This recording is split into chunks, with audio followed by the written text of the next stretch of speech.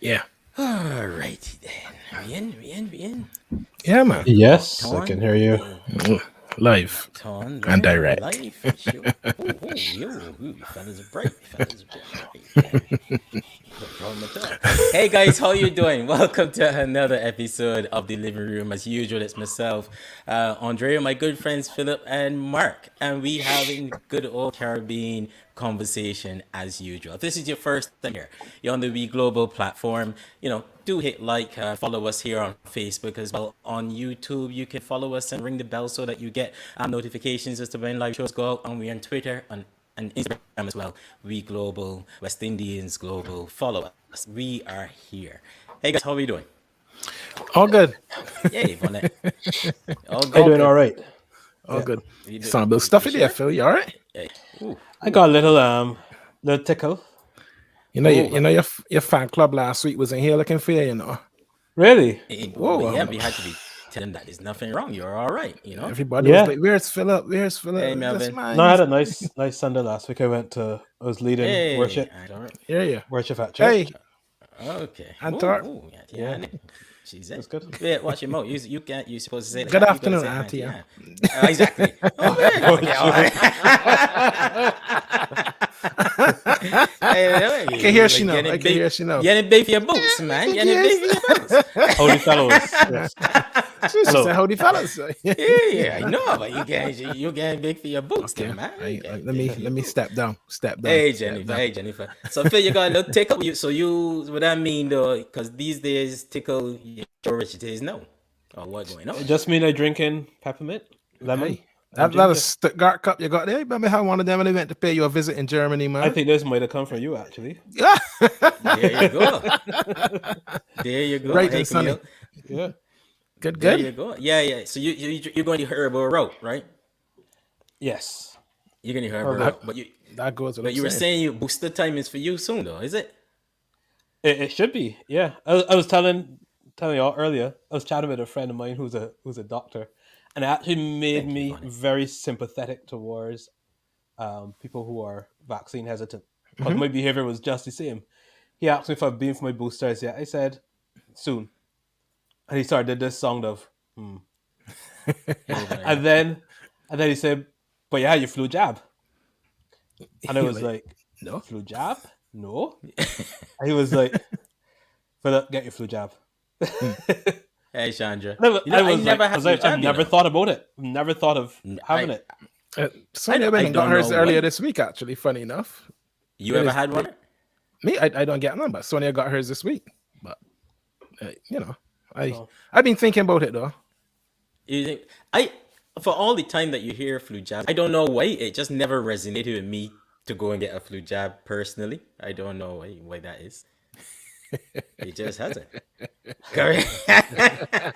You getting licks, look. You getting licks. Look at him, man. I apologize. He gone from pink to red now. What do? You getting licks, my auntie. Hi, Chester. Hey, Chester, yeah.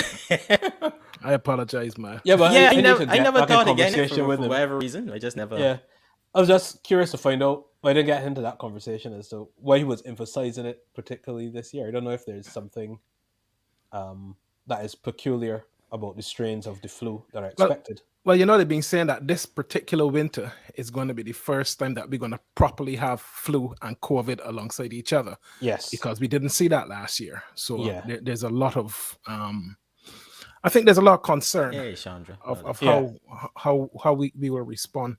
What it could look like if you got both at the same time. Yeah. I wonder. So go and get your job, man. Once you start to get up in that age, you gotta take these things serious. Wait. So both of y'all have your boosters already? Yes, that you walk into that. Hey, listen. Because you man doing all this. Hey, this age talk on me. Age talk. And the last time I said, you made like some brewery there, man. Mark walking, get exposed. Hey, I mean, Jeez, I don't understand. Leave that alone, man. Leave that alone. Thanks yes. for that. Yeah, I think it's about time. I want to boost. No, I ain't getting a call from the booster. I don't even know if you're supposed to wait for a call. You're supposed to call to see if you're supposed to get one. I don't even know what you're supposed to do with that one, to be honest with you. I must confess. We need to check that out then. I haven't looked to get a booster as yet. I presume that time is coming up pretty soon. But I mean, that said, across the region, the hesitancy is still there. Oh yes. I don't know what's going on there, because I can only imagine now with all the hesitancy still happening across the region, we must be getting that to quite a few batteries spoiling and that kind of stuff at this point, you know. So there's another predicament that the region is getting into. Frisky activity. Frisky. Wow. Watch your language there, Chesterfield. Frisky is one of them Caribbean words. I don't Caribbean understand. words. Yeah. I just start hearing frisky. Listen, you know I don't understand. that. This family show here. This family show. Yeah, frisky. If you ain't frisky, Oh, watch you, boy. you don't need to hear that. And the thing is, I know him, and I can't ever think that he's a frisky fella. So I don't know where he's Oh from. Lord, listen, no, you're talking to your man now. You talking to your man like Nicki Minaj. Listen, he said it first. He Well, said- look, maybe everything is down to perspective and context. So maybe in his case, frisky just means alive. Alive. Oh, Yeah. Possibly. voice of Possibly. reason. Voice of reason, as always. Oh, Yeah, no, it's voice of good. reason. That's why they missed you last week. That's why they missed you last week. Where's Philip? You know, that's why they Well, good missed to you be last here. I guess y'all missed me as well, right? Yeah, man. Of course. Okay.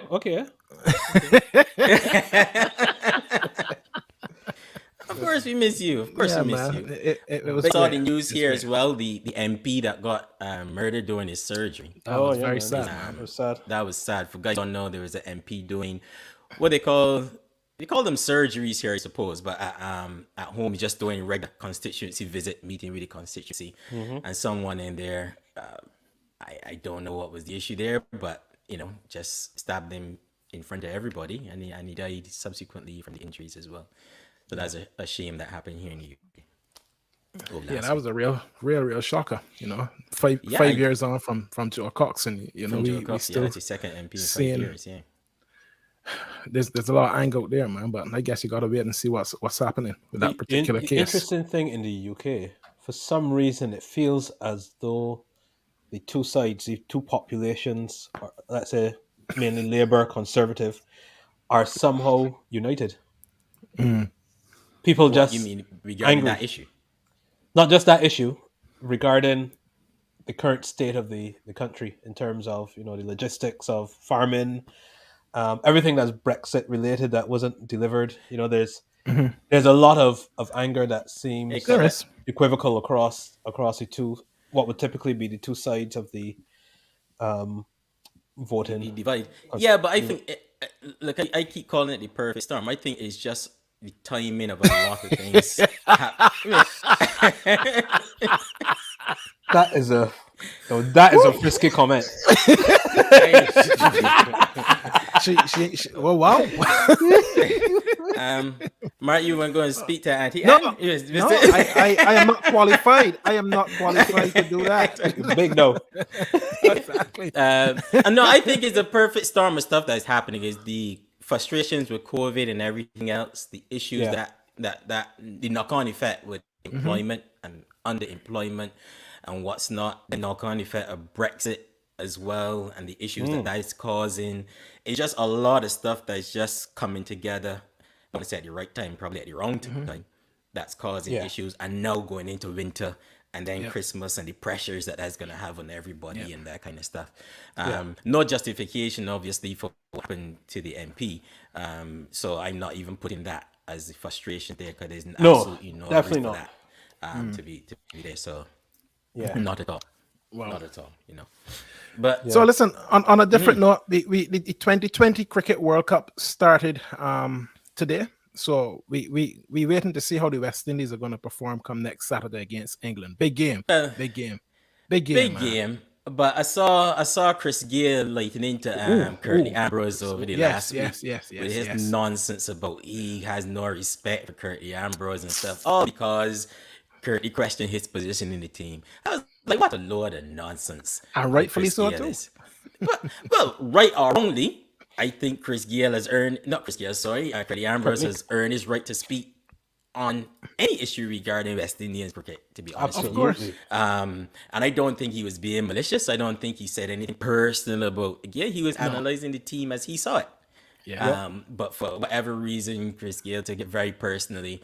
And in an interview, was it with Trinidad or was it in Grenada? I can't remember. It was he was having an interview where he talked about having no respect and I tell him to his face and all that nonsense. I was like, Well, dude, go sit down, man. go and sit down. Adrian, And we will see how he our delivers come first next weekend. guest on the living room ever. Oh Huh? yes, June Fowler. How are you, Fowler. man? Fowler. Yeah, we'll see how he performs. Well, once you open your mouth like that, you better has to go prove it now. Better So perform. Yeah. anything Yeah. short of winning the whole thing now is like shut up, Chris Gale. A first Go ball home. duck is not And going to cut it. you understand? I just can't understand where he was coming from. Scotland beat Bangladesh by 6 runs. He said, then saying, well, thanks for that. That is actually a Well, big the guy score. is class. The guy is class, Chris Gill. It was Class batsman. Well, maybe that. Maybe was, but Well, we'll see. to be fair, Yeah, man. Yeah, Chris man. Gale has earned his right to be in the runnings. Whether or not you agree with him being chosen is a different thing. He has his right to his opinion and stuff as well. But again, it was merely a professional opinion being given by Curtly Ambrose. I really couldn't understand the reason for the response and the The behavior. outburst. To be honest with you, it just made no sense. No. Made Anyhow, no sense. leave that one. But there anyhow, for the- we live in a Yeah, parallel man. universe. I think so. But anyway, today We back in today, pink. we back in pink and all different shades. You know me, I like my bright. I think Yeah. extremely bright in really pink and stuff. But yes, guys. So today, breast cancer awareness. We're gonna have that Caribbean conversation, as we always say from the time when we started doing the show and when we set up We Global. We need to be telling our stories, and not stories just in isolated countries across the region, but across the region collectively. We have similar experiences, and some discussions we should be having at a regional level. And today is one of those days. So we got a number of ladies in this week to have this conversation as we continue to learn and keep the awareness about breast cancer out there across the region. Yeah. And it's a good conversation to have, guys. Yeah, absolutely. Critical for us. And, we learned a lot from our conversation last year. Remember And that. I think our audience found it very comforting, very inspiring. So it's a pleasure to be able to participate again and hear some more stories and support others. I'm really looking forward to it as well. I mean, we never stop learning. No. And that is No. a fascinating thing.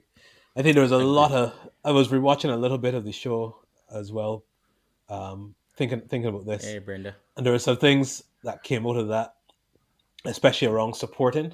Mhm. You know, men supporting women, going through the process, and I suspect we're going to still hear some more of those Oh, yeah. stories as well. But it's I good. agree. Yeah. I agree. Throw open we the got doors, a- man.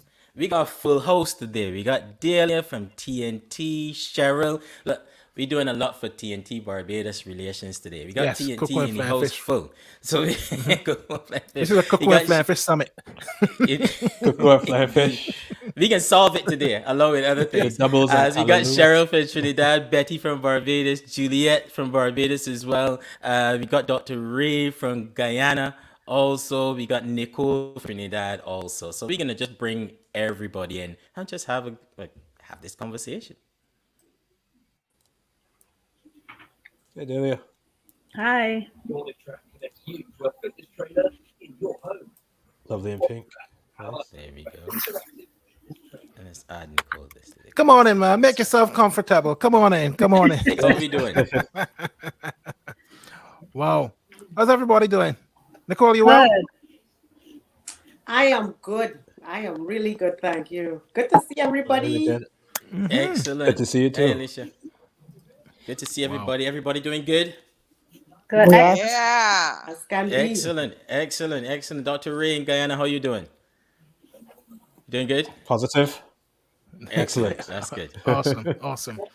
Well, I think I would like to, let's start by welcoming back. Let's go back and come forward. Betty, welcome back to the living room.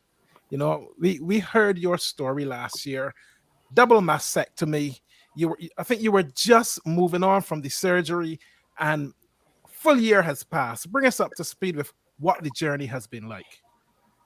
Hi, good evening, everyone, and those who are listening. Join us across the region. It has been very positive for me. I'm at a place of, well, I've had a couple what do you call them, tests and stuff like that, and everything is looking good so far. So I am at a good place, and as you know, guys, I am now in London, and one of the things I must say here is that there's a very, very good quality health Healthcare. service. Yeah. So right, so coming from Barbados and coming with a double mastectomy, once I identified my GP, you know, they jumped in straight away and made sure they had like every single test they could have on the face of the earth, Right. even as last Thursday. Wow. Oh, So okay. yeah, just checking and making sure this and checking, and I really appreciate it, and it was very impressive. Yeah. So I am in a good place at the moment. No challenges so far. I am just embracing this journey. I was one of those people who chose not to have reconstructive surgery Okay. because I felt at my age I didn't need to have perky breasts, like I said last year. Remember But that? Oh yes, I remember what you said last year. No worries. It's very frisky comment. I still feel the same way, and Yeah.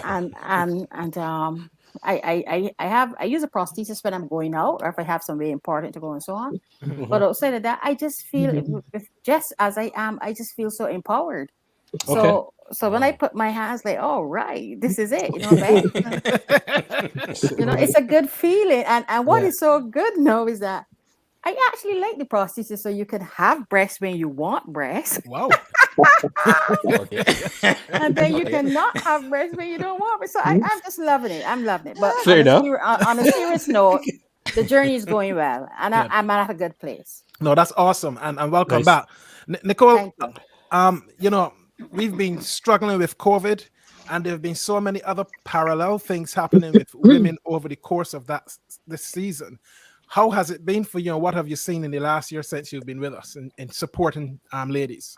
Yes, so thanks for being this proactive again with this conversation. Thank And you. of course, it's good to be back. Thank you. And it's good to see familiar faces.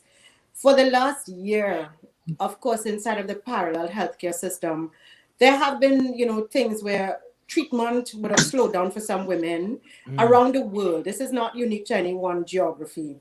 Okay. And so that is important to make sure that the esteem of the woman is still intact, and not just her esteem, but her healthcare regime in general. What I've been doing behind the scenes, as usual, is creating education programming, Yeah. looking at all the gaps again, because there are still so many gaps in the world. And I've been taking full charge of doing that in terms of building the education, still in collaboration with some of the academic organizations that I'm part of. Yeah. Right now, as we speak, I am actually inside of that space. So I haven't stopped, because cancer doesn't stop. Cancer doesn't let up. October is Cancer Awareness Month, but on Christmas Day, a woman could be diagnosed. And so it's just a harsh reality worldwide. So I'm keeping the education and the solutions provision part of it very, very much in the forefront, as well as empowerment. And we have some lovely things that we've just created and designed for the continuation of empowerment for women, post-surgically, as well as in general, women and girls, on the breast esteem and breast empowerment discussion. So thank you. I am so happy to be here. Thank you very much. Fantastic to have you here. Yeah. Thank you for joining us. Always a pleasure. And Dahlia, how are you doing? We know that you are going through your journey at this point in time. Fill us in. Okay, I was initially. First of all, I have to say thank you for having me on the panel. It's my first time ever doing something like this, and I really appreciate that it's being done at Breast Cancer Awareness Month. Again, like Nicole said, I mean, breast cancer is like a year-round thing. It's a 24/7, 365 thing that we deal with. Yeah. But my journey actually started 8 years ago. I initially got diagnosed with breast cancer on the left side. It was DCIS, which is a ductal carcinoma in situ. So it was caught very early. I have been very diligent with my mammograms for maybe 15 years or so. So that one was caught very early. At that time, the prognosis was very good. I did not need chemotherapy. The doctors mentioned radiation, which I completed 6 weeks of. Then I had a lumpectomy, and then all was I am in a good years. place at the moment. So Fast forward now 8 years later, my most recent mammogram was in December. Everything was all clear. And then August 4th of this year, around 11 in the shower, I felt a lump and it felt weird. It just didn't feel right. Wow. I usually have cystic breast, so I'm not always sure of what I'm feeling. And I think a lot of women like myself, they may kind of rely on mammograms, on ultrasounds to kind of just give them that extra, what's the word? Assurance. Yeah, correct. Forget my chemo brain. Anyway, so I work in the health field, and in the breast center that I'm part of, it's called the Mount Sinai Dubin Breast Center here in New York City. They move pretty quickly, and it's not just because I'm an employee; it's just that they move fast. So within 5 days, I had the mammogram, the ultrasound, the biopsy, and my results. Needless to say, it took me for a loop. This time, it came back in the other breast. Right. And but this one was a different type of cancer. It's not even okay. called a recurrence. It's like a new primary. So much stuff I'm learning. So Yeah. with this one, I actually needed chemotherapy, which I'm currently undergoing. I just completed cycle 3 a week ago. And I remember when I got diagnosed 8 years ago, as a cancer patient, I can't speak for everyone, but for myself, there's always that lingering thought in the back of your head that it can always come back. It's not necessarily in the breast, but elsewhere in the body. So I always told myself, then God forbid this ever comes back, I want a mastectomy. So when I got that diagnosis, I met with the surgeon and the oncologist, and I said, you know what? I just want a mastectomy. With or without reconstruction, y'all can take them. I don't need them no more. I'm almost 55. Y'all can take them. But anyway, as I started going through the journey, unlike Betty, I told myself, I'm like, listen, for all that I'm going through, I want reconstruction. When I lay down, these things must stand up. I don't want them falling to the side. I want them standing up looking at the ceiling for all that I'm going through. To each his own. Wow. Listen, I can talk for me. I like it. Yeah, I like yeah. it. I like it. Yeah. So that's my journey. And I've been a single parent for so many years, and then for the last couple of years, I started venturing out. I started dating. I started traveling. Most times, I travel solo. Yeah. And I did 2 trips earlier in the year, and then I was in the process of planning my birthday trip to Morocco. And of course, I had to put the kibosh on that. And right now, I just need to I think God had put in my spirit. Now is the time to just relax. And you're going through this process, and you have to share this journey with others. And one thing that dropped in my spirit yesterday, like, what did you do with your diagnosis from 8 years ago? I kept bragging that God is good. I beat breast cancer, but what did I really do with it? And now this, your panel presented the perfect opportunity for me to speak to women, empower them, share about my journey. I'm not afraid to share. You see, I'm all flaunting my bald head and everything right now. Yeah, man. You know? Yeah, man. We feeling Yeah, it. but- Yeah, man. But that's my journey in a nutshell, and I'm just blessed to be here. Tremendous. Absolutely Excellent. tremendous. Really And appreciate you being there's a here. lot you're going to come back to on that particular Yeah, journey. there's so much as to well, unpack there. Yeah. So listen, let's bring Cheryl into the conversation, because Cheryl, you've been on this journey 3 times a survivor now. So let's hear a bit of your story as well, actually. Okay, well, my story is long and intricate, so I'll try to make it as short as possible. The space is Um, yours.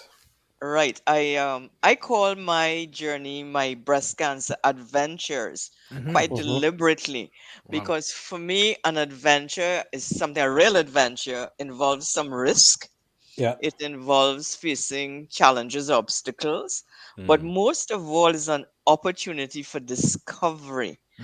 And that, in fact, sums up my experiences, not just with cancer, because I've had to face many, many other challenges. My first breast cancer adventure happened about 16 years ago. And that was a complete shock, because I was like the poster girl for health freak. Hello, you know, listen, exercise, eat good. I didn't smoke. I would drink wine when I went out, the whole works. There was no history of breast cancer in my immediate family Okay. at that time. Since then, I have a sister and two cousins who have had breast cancer. But at that time, it was like, what? It couldn't shock. possibly be. No. Mm. However, I really want to say this. I don't like doctors. I only go to doctors when I absolutely have to. But for some reason, one doctor that I would go to every single year was my gynecologist. And that had to do with the fact that he was very good to me when I had a hysterectomy many years before. Mm. And he insisted that we do the mammogram and stuff like that every year. So I dutifully did that. And that saved my life. Mm. Because this particular year, I went for a mammogram. Now, the thing is that I have very dense breasts, or had very dense breasts, and cystic breasts, so it's very difficult to tell. You didn't feel anything. No, I didn't feel anything. Mm. But Yeah. when they did the mammogram, and I have learned very much so to notice tone of voice when you go in a doctor's office. I can read. Say more. Say more. So the person doing the mammogram said, and I was like, okay. She says, I think we need to do an ultrasound. So they took me over to the ultrasound room, and the radiologist there, did the ultrasound and whatever, and he kind of frowned. So I said, well, that's interesting. Okay. And he said, I think I need to repeat this. So he did it over again, which was not a good idea. Not a good sign. Anyway, so that was done and stuff, and I left. And I think maybe the day after or something, I was driving home, and my gynecologist called me. I was in the car, and that is very strange. So I was like, he says, I think you need to come into my office as soon as. And I was like, what? So anyhow, I went into his office, and he said, we have some concerns here. All right. We're picking up a tiny, tiny, tiny spot, but the radiologist is concerned. Wow. So I want to refer you to a doctor that I send all my patients with suspected breast cancer to. Okay. Now, this particular doctor was a surgeon, not an oncologist, but all the oncologists that I have ever met respect him so much because of his experience with breast cancer. Right. And I will share with you, he saved my life at least twice. Oh, wow. So I hope everything that is Mr. Funky Funk. So I go, and I tell you, I don't like doctors. I like surgeons least of all, because they always want to be cutting off pieces of it, right? Yeah. Yeah. So I go to this doctor, and he examines me, and he says, do you know you have a large lump in your breast? I was like, me lump? What? So he says, I think we need to take this out right away. Are you out of your mind? Right? I don't know this man at all. He just watched me and said, you want to take out a lump? I mean, seriously? Anyhow, he says, let's do a biopsy. So he did a biopsy. The biopsy came back negative. Okay? Interesting, yeah. But he kept saying, I don't like this. I don't like this. I think that we at least need to take out the lump. So I got home vexed too bad, right? And I say to my sons, hear this man, what this man tells me. And so we had I fuss. And then my younger son said to me, Mom, tell me something. Why do you want to keep this? You think it's going to get smaller? Is it doing any good to you? It's my younger son. So I want to talk at some other point in time about the men in my life who have been so good to me, right? Yeah. So my younger son convinced me that I don't really need the lump. So whether or not it's cancerous, I need to take it out. So I go back to Mr. Surgeon and I say, okay, here's what. You can take out the lump, but nothing else. Yeah. So, and I have this way of talking like a teacher that I see big men boiling like Baji, right? So, nothing else. So fine, we arrange, he clears his calendar, he arrange surgery, ting. He always has an oncologist because he's not an oncologist present. So he had an oncologist present. We went into surgery. They went in, took out the lump, and as I instructed, closed me back up. Took out the lump, closed me back up. And then he said to my son who was waiting out, this is not good. Because what they discovered is that there were a number of tiny pin size sites at the back of my breast next to my chest. So it could not have been picked up with the biopsy. Yeah. But his instinct was saying, all the time he was saying, this is not good, this is not good. Yeah. But I instructed him, so he closed me back up. Okay, fair enough. So 2 weeks later, I was back in surgery because both him and the oncologist said, "Nah, that breast has to go. Has to go. okay, Has to go." So it served me right, right? So that was the first discovery I make. But it's okay, a good Be thing he followed careful. his instincts as well. yeah, Oh yeah. yes, oh Yeah. yes, Good thing he followed oh his Yeah. yes. instincts I also. have every respect for that guy. No, Yeah. well, Wow. we're gonna Hey, hear thank the you. rest of that journey. Yes. So fascinating already. Juliet, bring Juliet, a yeah. little bit of the research perspective that you've been doing over the years in terms of breast cancer. Okay, good evening, everyone, and thanks again for inviting me to participate. Also, my first time in the living room Good. Welcome. without my coconut bread, but that's Oh, okay. stop it. Oh. Next time, don't worry. Don't talk about me too bad. So I've been doing research on triple negative breast cancer for about a decade now, and I started this in 2011 during one of my Explain triple sabbaticals. negative breast cancer. Sorry. Okay, sir. Yes, dear. So, breast cancers are typically classified based on the expression of 3 proteins, or what we call biomarkers. That's the estrogen receptor, or ER, progesterone receptor, or PR, and human epidermal growth factor receptor, or HER2.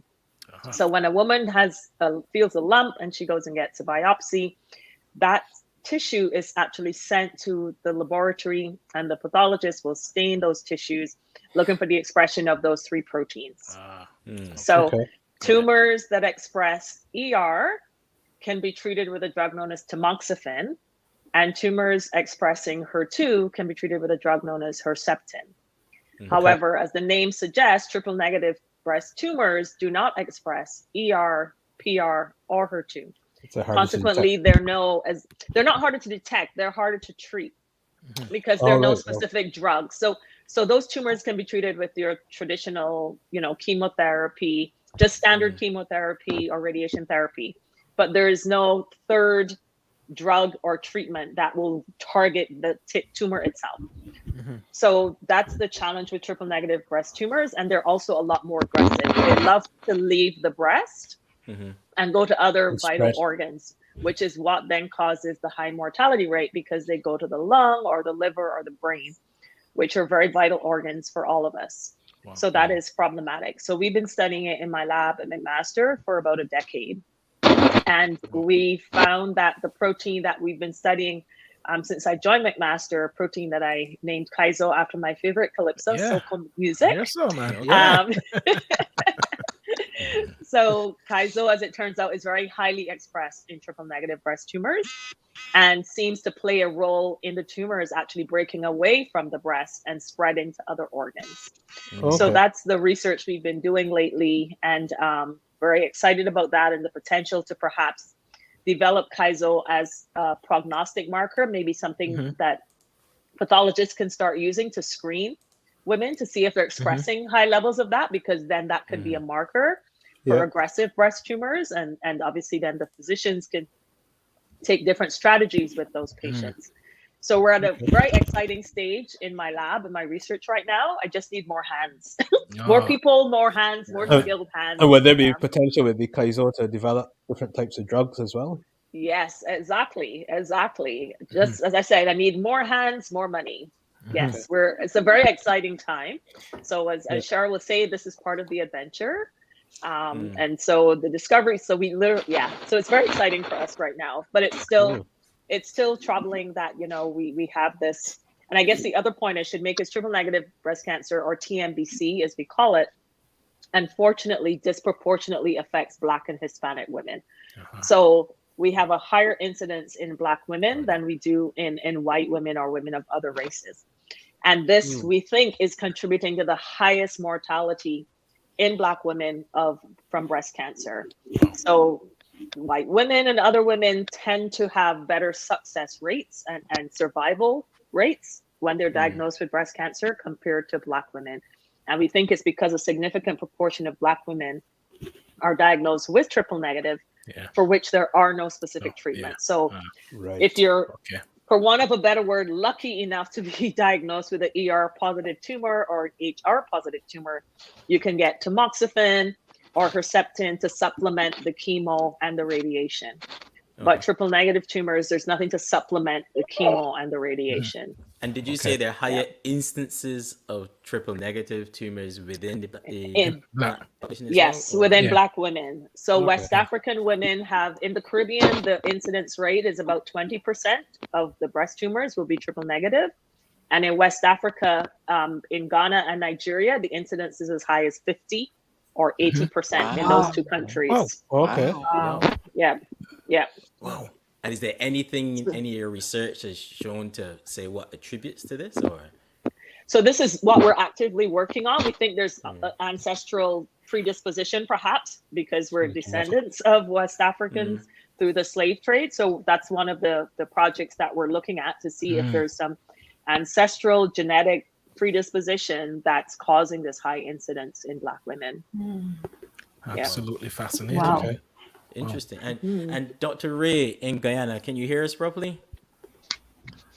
Yeah, I can hear you, but not always. Not always.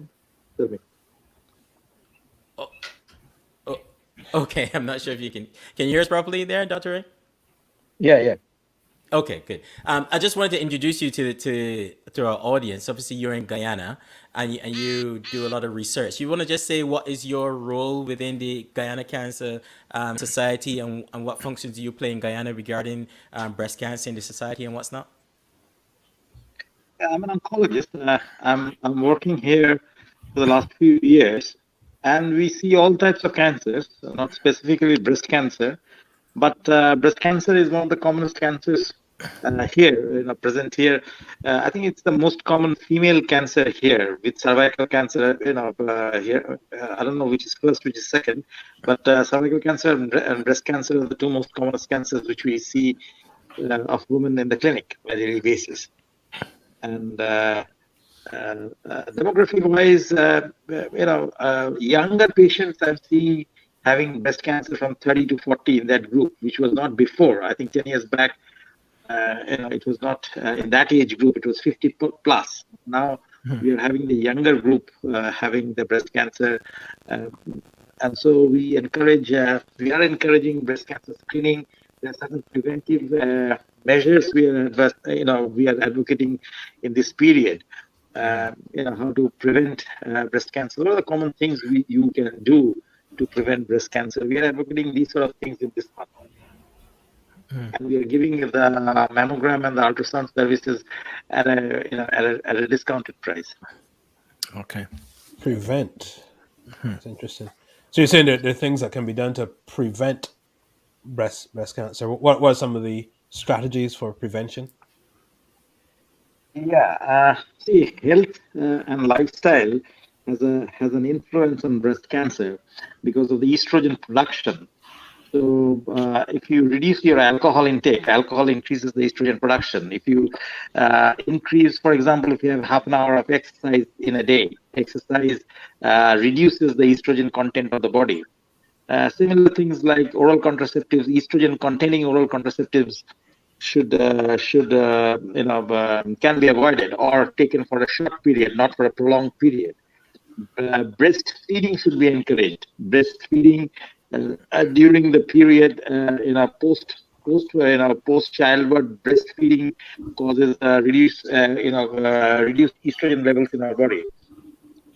And the longer period our body, a female body, during her lifetime is open to estrogen synthesis in our body, the higher the chances of breast cancer are, as breast cancer is stimulated by estrogen. So if you breastfeed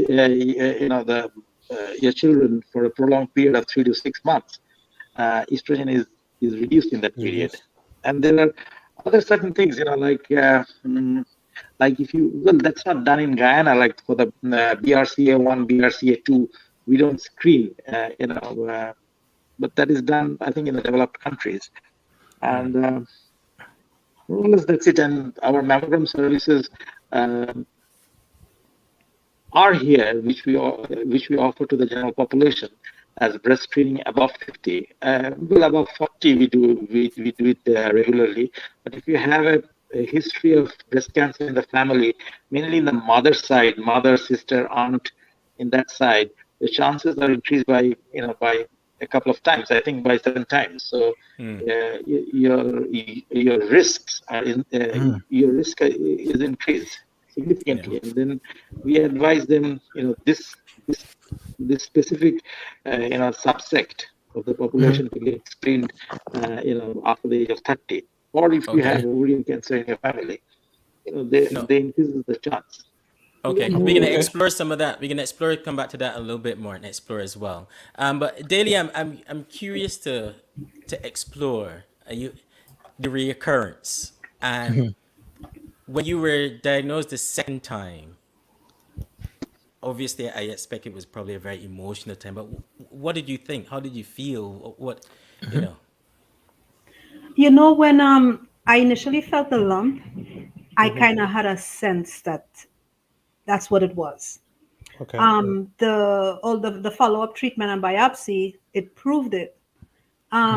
I was not expecting it, to be honest, because I did everything I was supposed to do.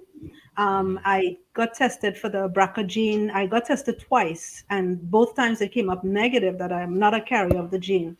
Coincidentally, my mother died of ovarian cancer back in Trinidad about 35 years ago. Okay. So, they did other. I remember they doing some other genetic testing, but nothing came of it. But anyway, I was floored. It took me for a loop, and to know it came on the other side, on a different type of cancer, and then to hear about undergoing chemotherapy. I just wasn't prepared mentally, and I wasn't prepared emotionally, nor was I prepared physically.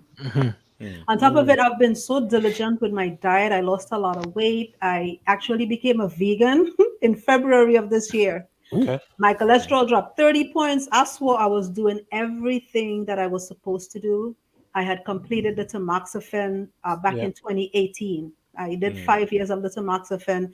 And again, everything was looking good. I did have some side effects with the tamoxifen, as is expected. But all those were addressed by my oncologist, and they all proved negative.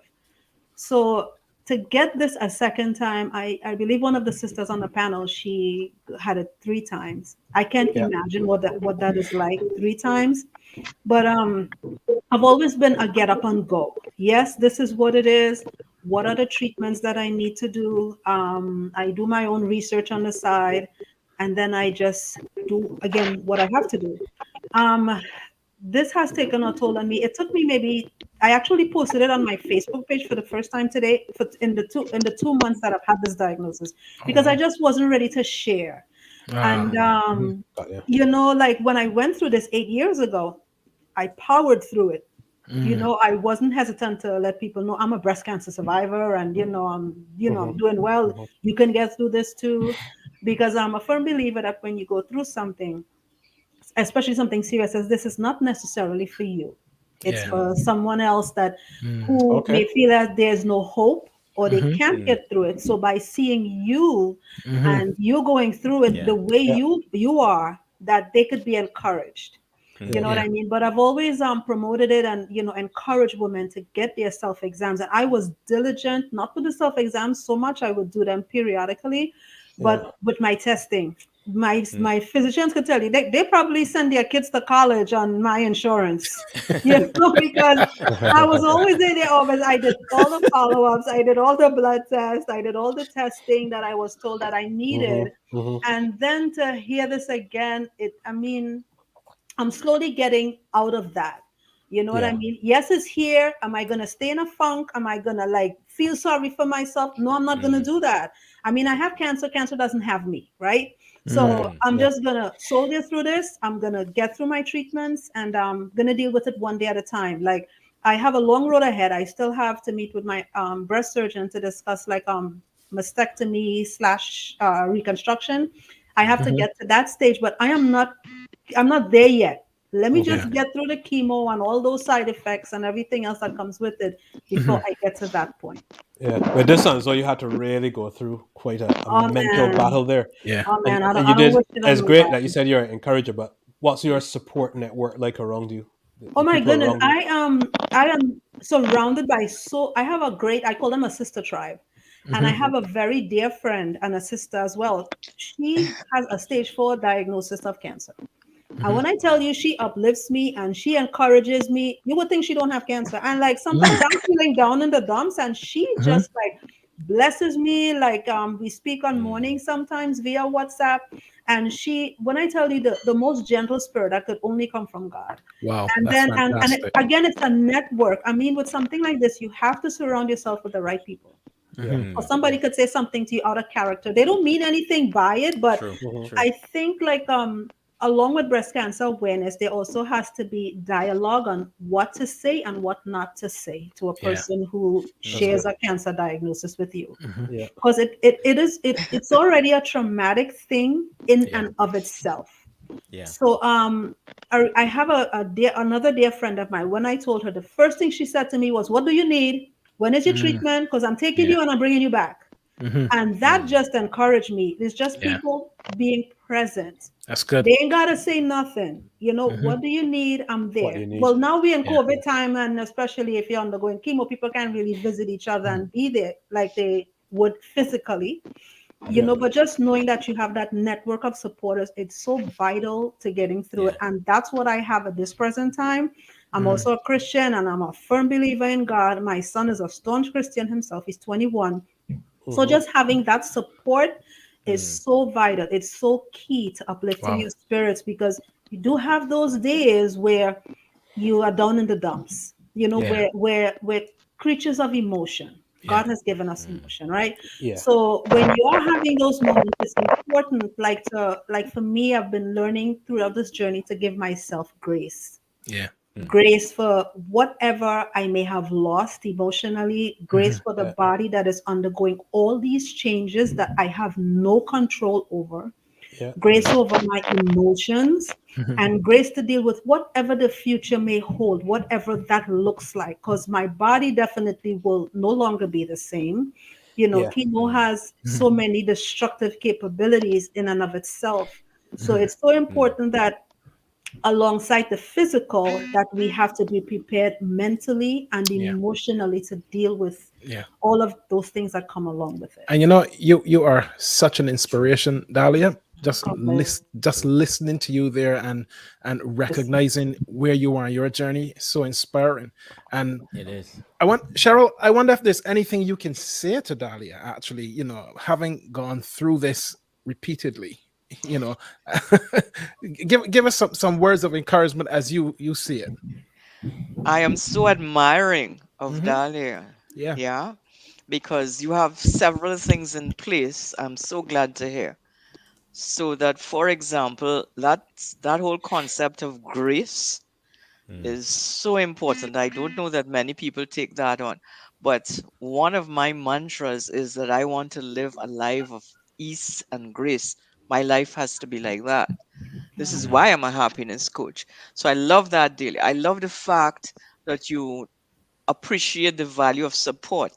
I am just wondering in COVID times how you manage, because when I went through all my adventures, it wasn't COVID. So I had people come by me all the time. So I'm quite concerned that you are not able to do that. And I'm just wondering who, for example, brings you meals, you know? Yeah. Well, I do have my church has been a support system in the sense that they sometimes have meals delivered. I Ah, have a downstairs neighbor, like whenever I have a cycle, she cooks a pot of soup and she brings it up. Now, needless to say, like right after that cycle, I have no appetite. I'm extremely fatigued. I do have the friends and family that do call, or they would send me text messages, because they do know that sometimes you're not always up to the phone call. So I do know that people are there and that they're praying me through, and that's how I get through it, basically. Yeah. fabulous. I'm also so glad to hear that you mentioned the power of your mind, Because for me, if I talk to somebody who's going through not just cancer, but any challenge, I say to them, the secret is in your attitude. And I Yes. love your attitude, Dahlia. I love it. Thank Yeah. you. Seriously. Yeah. Because in all the years that I spent sitting in the cancer center, etc., within 15 minutes, because I have a sign on my forehead that says I will listen. So people talk to me, right? Yeah. And I can tell within 15 minutes who's going to make it and who's not, just from what they say to me. And it has to do with their attitude. So I love your attitude, Dahlia. Wow. Thank you. Right? Fabulous. Thank God. Yeah. You're going to make it because you've decided you're going to make it. Yes, I am. I am. Good Yeah. for you. Thank you. No. Thank you. Cheryl brought up So- something so- there about the challenges of COVID. I was going to ask Nicole a similar question in terms of education, and because that's your thing. Has COVID and the pandemic made delivering your education a bit more challenging, and how have you dealt with that this last period? Is that Nicole you're referring? Okay. Nicole, yeah. Yeah, I'm coming back on. Sorry. Yeah, actually, the thing is, the education and sensitization is really critical. And that is why it's a tireless job and it never ends. What I've discovered is that it's also important to meet people where they are with things that they can enjoy using. So one of the things that I've been doing, and particularly with one of the universities that I'm really working closely with right now, is building a lot of tools. Building tools and resources that we can place into different spaces, different communities, inside of organizations. Tools that we could use together in collaboration with other specialists, other surgeons, other patients, families, relatives, because what you find is that it's really a bigger community than you ever can imagine that is impacted and affected by any diagnosis, and particularly a cancer diagnosis. And so even inside of the workplace and the workforce, we've created a lot of tools for inside of that space. What happens is, will people use it? Will they find it effective? Yeah. They want to make the time to apply it because of the fact that it's really about cultural sensitivity. It really boils down to cultural sensitivity, to sensitivity in general, as well as to building really strong communications that will give folks that assurance that, okay, you know what, I respect you, I regard what you're going through and what you're dealing with, and most importantly, I'm equipped. I'm equipped to help you and to support you. Yeah. Okay. No, that's really good. And I was gonna ask Betty. Betty, you had a mastectomy, which could not have been an easy decision. What are some of the things that you experienced after that? Because obviously you would have been used to having breasts and what's not. Were there anything that you noticed that was different afterwards and how you felt, just physically and stuff as well? You're on mute. I'm mute, B. You're on mute, Betty.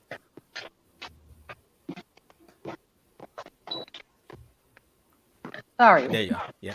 That's Right. No, before I answer the question, I wanted to say just a little follow through on Dahlia's Sure. her story she's sharing, her journey so far.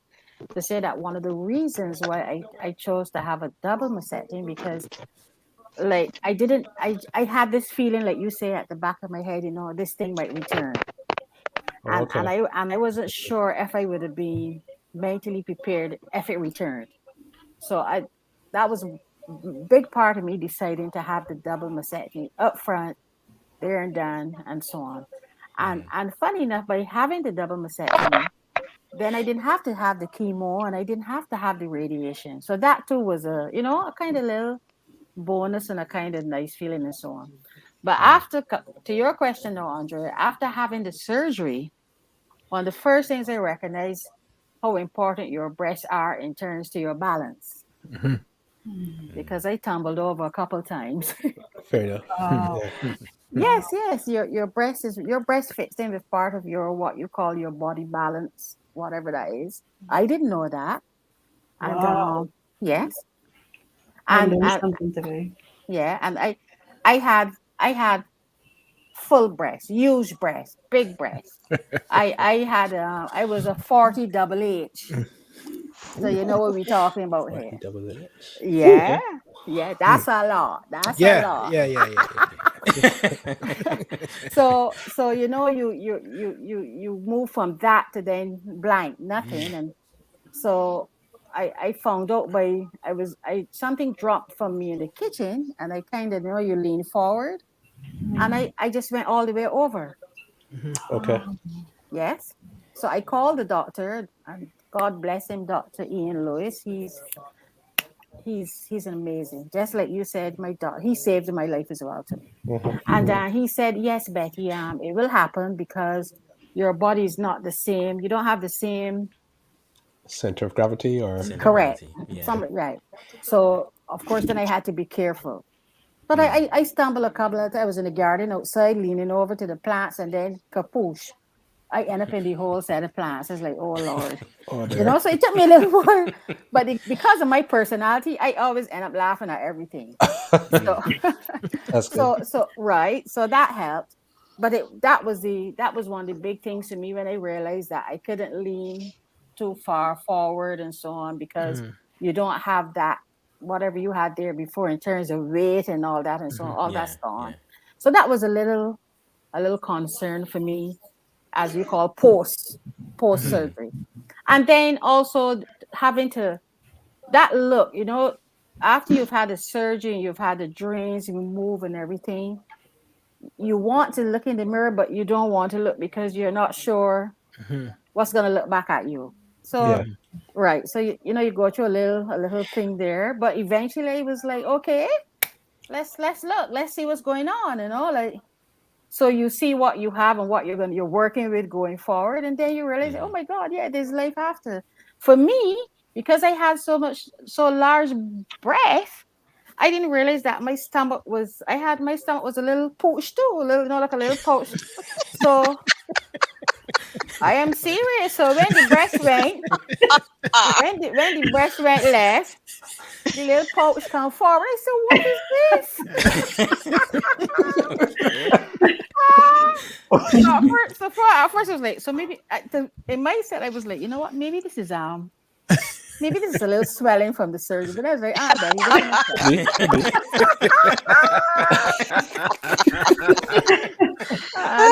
this is what you're working with. But I got those things out of it. And funny enough, when I had my first post consultation with the oncologist, Dr. Shania in Barbados then, he said to me, so Miss Lewis, why did you take off both breasts? Right. And that was his question. I said to him, you know, first thing because I didn't have a lump, I had a mass. And the mass was way back in my breast duct. So I would never even, unless I did the mammogram, we would have never known what was going on there. And I said to him, Doc, honestly, the fact that this thing appeared as a mass, it appeared all the way back in the desert, then the jungle. Yeah. I don't know what will happen. I just had this thing like maybe it will come in the next one. So I decided up front, I'm going to take them off. And then secondly, I felt that I could handle looking at nothing than look at one. If you could understand that. That's so interesting. Okay. Yeah. Okay. Yeah. So I was like, right. And you know what he said to me? He said, I want to let you know that you made the right decision. You did the right thing. Wow. So when he told me that, that just basically lifted everything. Yeah. That brought everything into perspective, everything. That's good. So Yeah. I want to, and I made a commitment from that day is that I'm going to share my story, share my experience, and always encourage anyone out there. Go get your mammogram. And even if you have a positive, don't worry. Do what you gotta do. Do what you gotta do, and it's gonna be all right. Oh, fantastic. Go ahead, Dr. Ray. Let me add something here. Can you hear me? Yeah, go ahead. Yeah, go on. You see, if you have big breasts, as you mentioned, it is advisable to take both, to have a double mastectomy. Otherwise, you'll end up with a back pain. Your spine, cannot be straight. It will be skewed on one side. So because you have one big breast, the other one is empty. In most of the centers, they do a double mastectomy as a surgical procedure. Not on your choice. It's advisable. Okay. All right. That's I think good to know. Your sound is a bit down there. Yeah, sound is not very good there. But there's something I would like to dwell on there for a moment, Betty, because you talked about, kind of coming to grips with what is coming back at you, what is looking back at you. And that feels really significant to me for all the ladies on the journey, all the ladies in the audience, and all those who are dealing with this issue of breast cancer. That's right. Yes, that feels like a real mental issue right there. Yes. And I would like to hear a little bit of how you've journeyed through that. I've heard your story there, Betty, and that just feels as though you gotta, you almost have to build the courage to look. Yeah.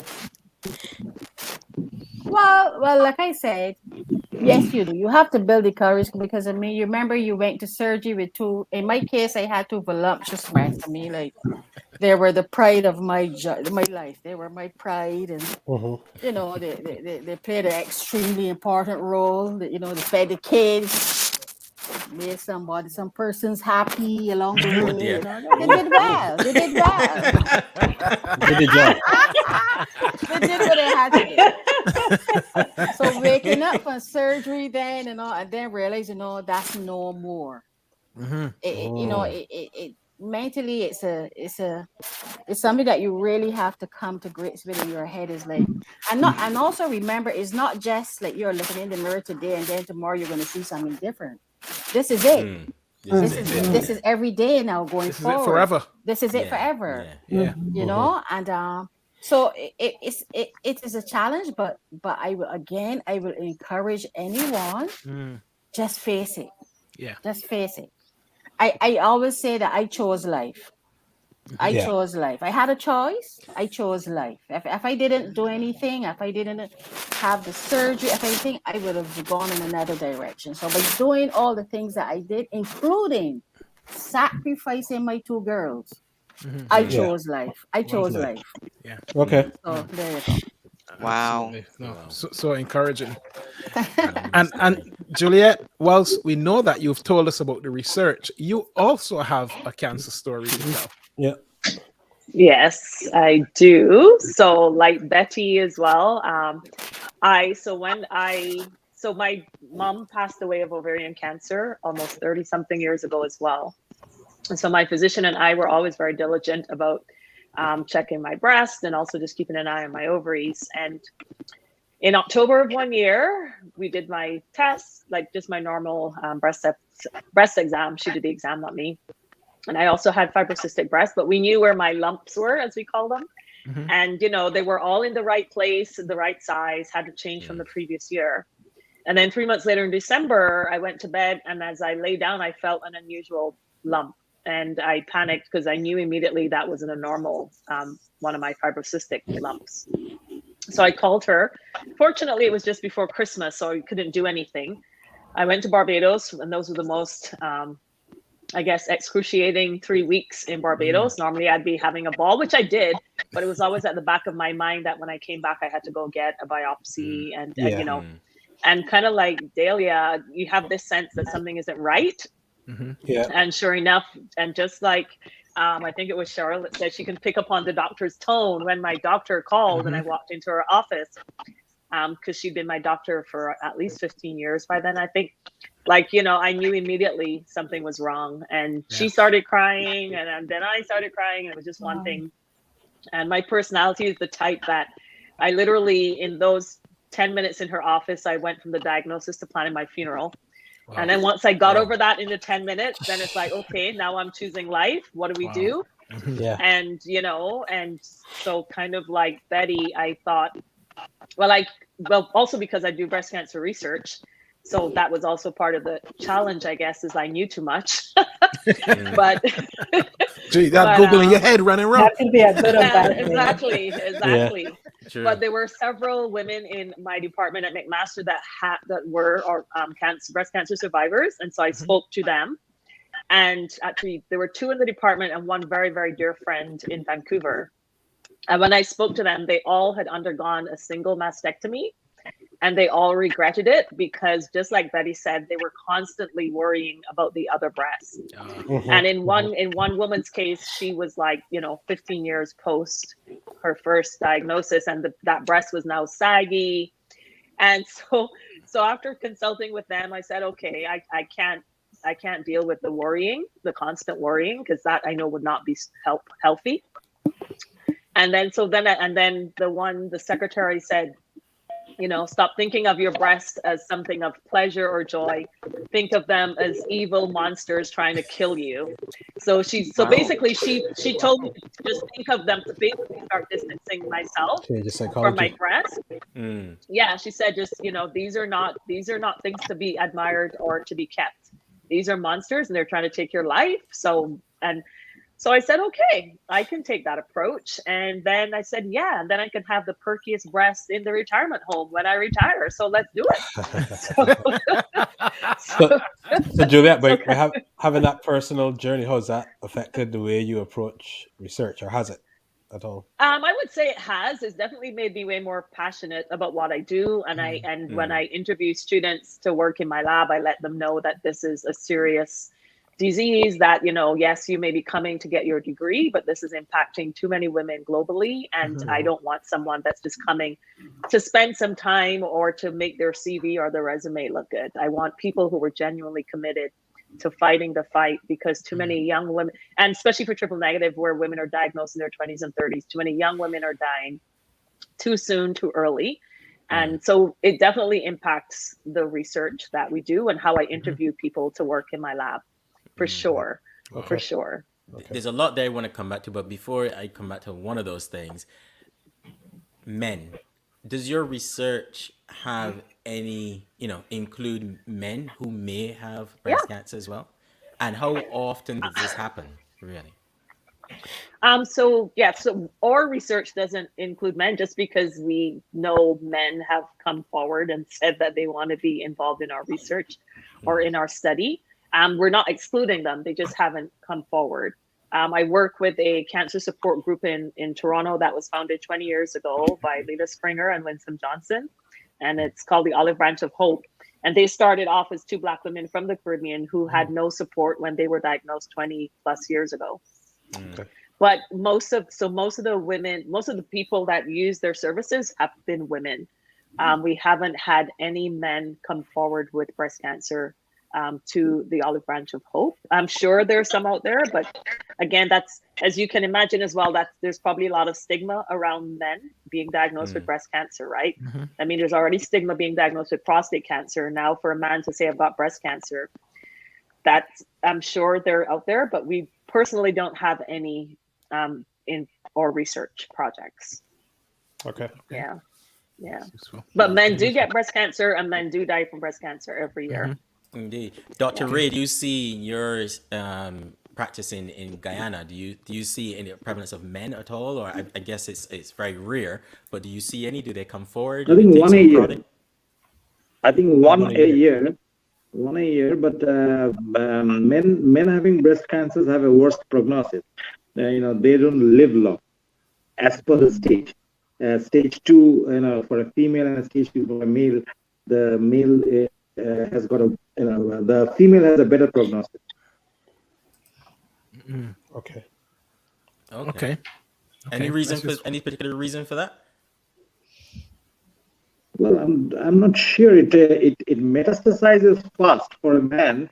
I've seen that it metastasizes very fast, and any cancer, in my experience in the last 20 years, any cancer which comes at for the different, if it is at an uncommon site, uncommon age, or uncommon gender, it generally has a worse prognosis. The prognosis is not as good. Like a childhood tumor, if it occurs in an adult, its prognosis is bad. I wonder if that's just for non-professional opinion. I wonder if that's because men would not be checking, so therefore by the time they turn up and get a diagnosis, it's way too late. Yeah, that's one of the. But I've seen a stage 1. Last year we had a stage 1. Stage 1 breast cancer. Well, breast cancer is a disease which is metastatic by birth. Breast and kidney. Well, these are two, cancers which are said they are metastatic by birth. Like a stage 1 breast cancer can have a brain metastasis. It's a different, it's a different animal to tame. But I have seen that for the man who had a stage 1, he had a brain metastasis. At presentation. So if the brain metastasis was not there, he would have been a stage 1. But he had a metastatic disease, so he became a stage 4. But it's a very small tumor in the breast.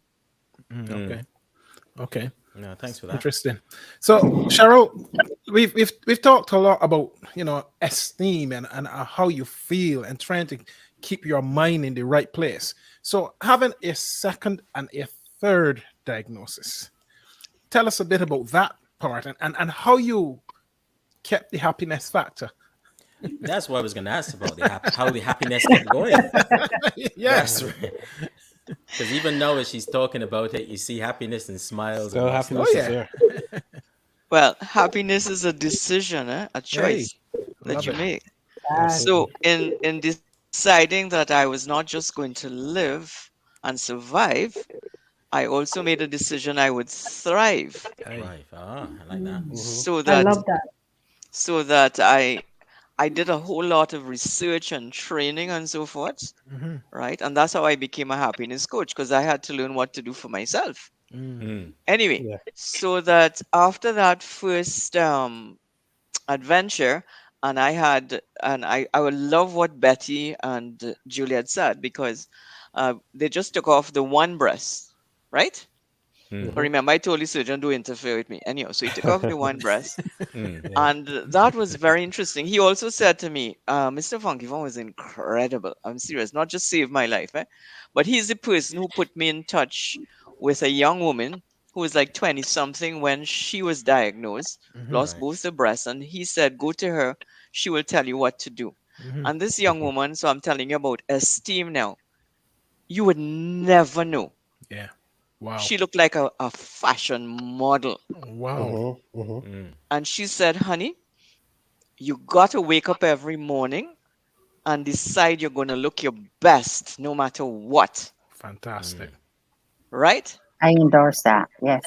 So yours truly, if you see when my nails got black, we wear red nail polish. You understand? Yeah.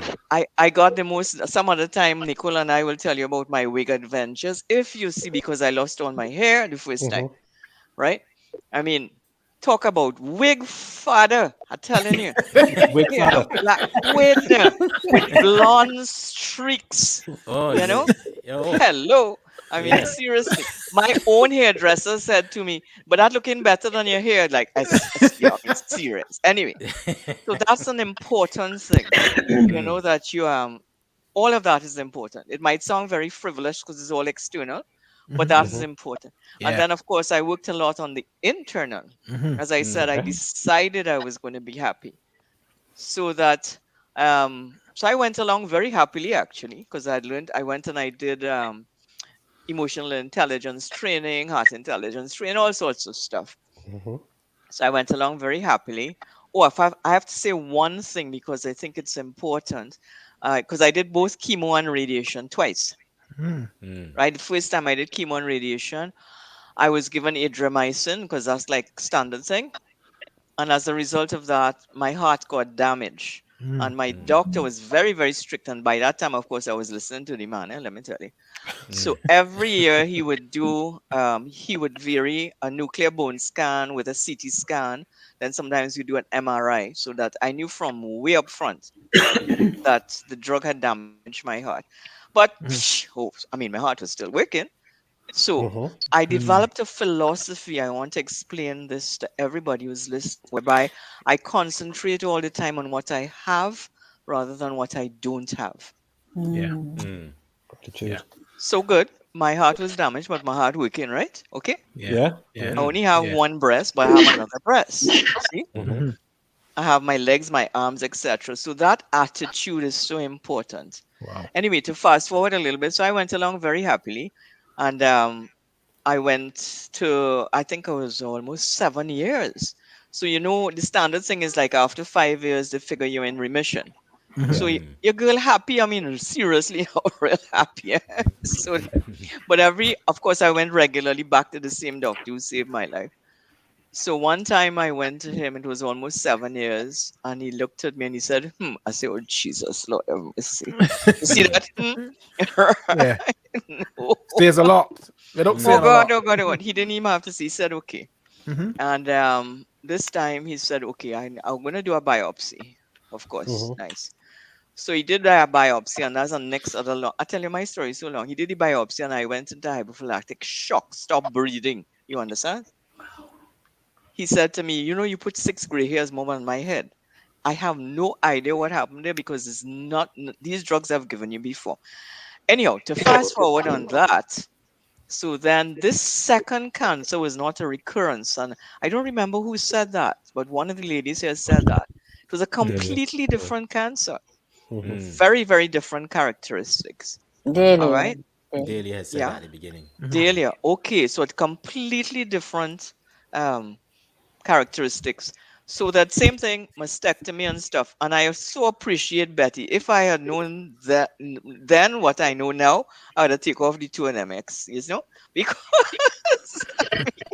serious. Because having one only breast. Now, this same fabulous doctor said to me, okay, this is your opportunity. Because I tell you, the whole thing about adventures, you have discoveries and opportunities. You can now have whatever breast you want. You want a Mercedes Benz, you can have a Mercedes Benz. Okay? So I said to him, well, what would be the point of having a Mercedes Benz if the other one is an old Beta Beetle? Just don't match, right? So, so I get a pretty ordinary prosthesis, right? Okay. And this is where Nicole, or aka Miss Braffett, comes into my life. I mean, my whole life. What you're seeing right now, by the way, is Miss Braffett, and as Nicole. So if you don't know me, if you see me, you would never know I've had 2 mastectomies. I have no breasts. Right? Anyway, so all of that is important because your external appearance does have an impact on how you feel. So anyhow, so we went forward, we did the second mastectomy, second set of chemo, radiation, right? Okay, nice. So fast forward, all the time I'm learning, all the time I want to talk about attitude too and belief again, because I want to emphasize that is critical. So the second time around now, by the time I went back to get the results of the biopsy and stuff, he didn't even have to tell me, I already knew. So I'd already decided because I'd heard the tone, I know the thing now. Went home, did my grieving, came back in the office. So when he told me, I was like, he said, okay, you have any questions? And I said, yes, I have 2 questions. When can I travel and when can I go back to work? And he sat there in stunned silence. He said, Cheryl, where you want to go? I said, listen, I have a retreat in North Carolina in 2 weeks and I don't pay my money, so I need to go. And besides which, the retreat was about heart intelligence, and all my instinct was telling me, you need to be there. And that man, I tell you, that doctor was super. He pulled out all the stops because normally you wouldn't be allowed to travel. All the stops, right?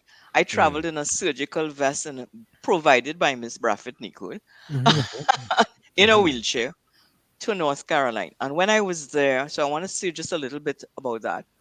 I discovered why I needed to be there because this is a Christian Pankhurst heart intelligence training I was doing. And Christian taught me the meaning of surrender. Now, I was worried. Hey, now, I was a poster girl for Warrior Queen. You understand? Hello. Nothing life throws at me I could not handle. Talk about fighter. So the first time I went through, I was fighting. So I was not going to get the better of me. But I was learning as I went along. Christian taught me the real meaning of surrender. So when he first brought that up, I was, are you out here ever loving a Warren Queen does not surrender? Are you mad? And he says, no, you don't understand. The real meaning of surrender is letting go. It's acceptance. Acceptance. And I hear some of the ladies talking about that, some of them.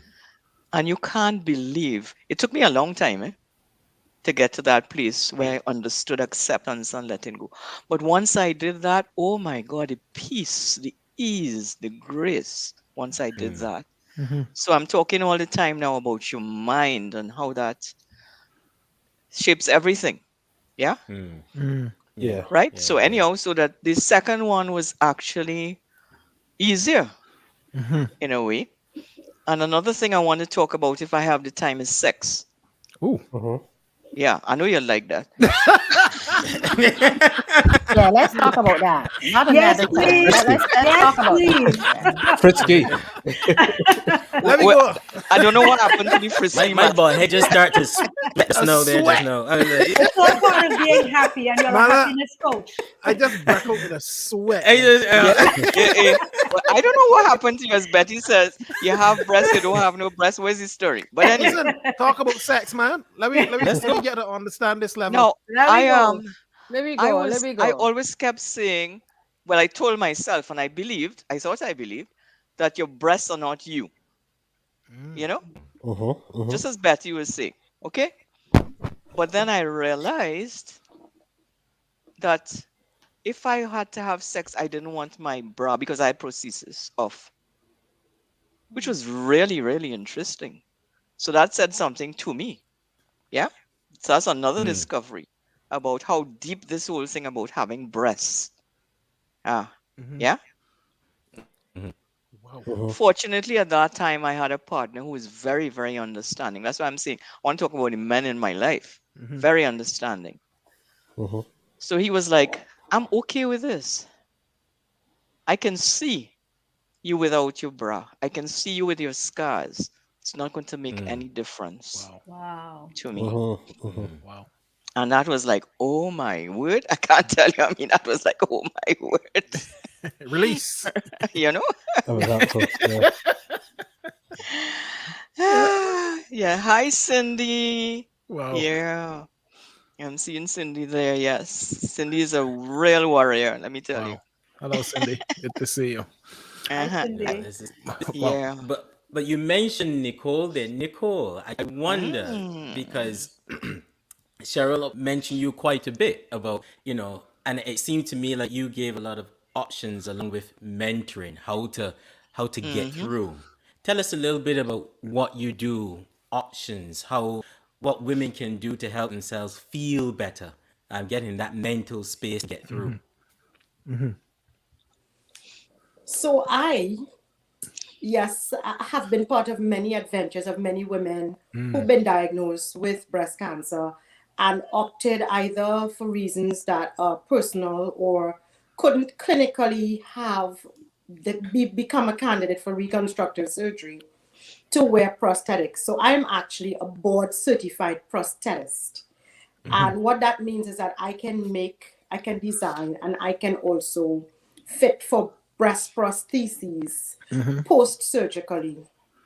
So the work is, again, as Betty said earlier, and we talked about this last year at the show actually, is ensuring that balance happens, because a lot of women don't pay attention to the fact that the weight of the breasts are critical to our balance. And so the esteem comes not just from saying, okay, you look great and you're physically, that whole attribute of looking in shape and having all of the curves and everything in place, and particularly around the formation of the breast. It's also about replication of the right weight.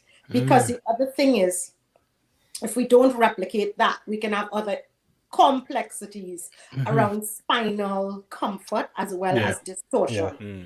So over the years, and I've been doing this for 2 decades, for 20 years, it is important to understand the value of that whole image and what that image means to a woman, and particularly body acceptance. So a lot of the work we're doing and a lot of the education programming we're doing is around, again, exactly what Cheryl mentioned, that whole discussion around engineering, navigating the sex experience, as well as navigating, going back into that space of work, going swimming, enjoying that feminine look, or choosing not to wear prosthesis at particular times of the day or night. So again, as a prosthetist, if I do the wrong thing, I can damage my patient. So I have to also make sure that I am within the guidelines of what is required. So I work actually with over 40 shapes of prostheses, and I also make and design in terms of things like coloration, things like replication of the other breast if a woman has only one removal. So again, it's also about the bra fitting, which is why I'm known as Miss Bra Fit. What does that bra look like? With some poetic license. What does that bra look like, and what does that woman feel like? You know, and particularly wearing a strapless bra after a mastectomy, after either single or bilateral mastectomy, feeling great about going to the beach, showing, you know, wearing things that have shoulder exposure. So it's really about that confidence and rocking your, you know, that look, so that you feel really, really empowered, and you show up without people knowing what's going on behind, as I see, behind closed bras. So that you really, really do not have to explain. Hey, that might be next year's show. So you can use a strapless bra even after. Oh, that's interesting. Yes, you can. Yes, you can. Yes, you can. And there are many. I mean, there you know, there's this one woman. I will share this story. One particular woman who I've fitted for the last 17 years with prosthetics, and particularly with strapless bras post-surgically. And when you go to places like during carnival time, you go to a fete and you see her, she's the one with the hand up in the air, because of course she's so liberated. And I remember one day going to Skinner Park, which is the Calypso Fiesta, which I love during carnival season. And I see this person hand up in the air with a placard. And if you know Skinner Park, you know the placards don't be so kind sometimes. And I hearing this voice, and she's saying, "You're singing nonsense, you're singing tata." When I look, it's my dear lady with her strapless bra, having a blast. So the thing is, you feel so empowered, you feel so inspired, and you feel liberated. And you want to go out, and you want to just go out as comfortably and as confident as you can. And that's my role, and I'm very honored to do that for women for the last 2 decades on 5 continents around the world. Absolutely tremendous, Nicole. Awesome. Yeah, man. Yeah, absolutely. To be honest, the bra fit thing went over my head at first. It went straight over my head. I was like, bra fit. That is something. I was like, all this time I had Nicole's name wrong. I didn't realize it was I was looking back at my notes too. I thought she was a Joseph. A Joseph. I looked at my phone and like, let me tell you something. If you're a Barbadian, you would have known that if she in fact her surname was that, it would have been Braithwaite. That's right. I had a roommate at university. Over the years, because people think it's my surname, because it's so very much entrenched in the Caribbean, you know, that whole dialogue around names. Yeah. Many times I get documents addressed to Mrs. Nicole Braffett. And it's right, because they think I can't spell. So I get your trademark. very well appropriately addressed to me, and I can't spell my own surname. Funny. Wow. wow, that's interesting. But a couple things a few things that you guys mentioned there over the last few minutes was how important it is to know your body. Because I think it was Juliet was saying that she knew she had lumps, but then she felt a different lump. A different lump. Yeah. So that just told me how you knew your body at that point in time, as well as how important your doctor is as well. Everyone here has mentioned how close they are to their doctors, and how at times the doctor was either going a little bit further than you were, or encouraging you to go a little bit further in understanding yourself. I wonder if any advice you have for any ladies out there who may feel, I'm not sure if I'm getting enough from my doctor, on how important it is to be open as possible with their current doctor. Go ahead, Cheryl. Go ahead, Cheryl. I have a lot to say about that. Make it fast.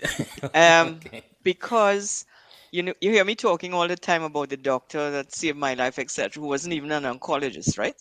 Yeah. But I so trusted him after a while. And I want to say this about doctors. You have to be able to resonate with your doctor. You have to be on the same vibration. If you go to a doctor and you feel that you are not vibrating with him, find another doctor.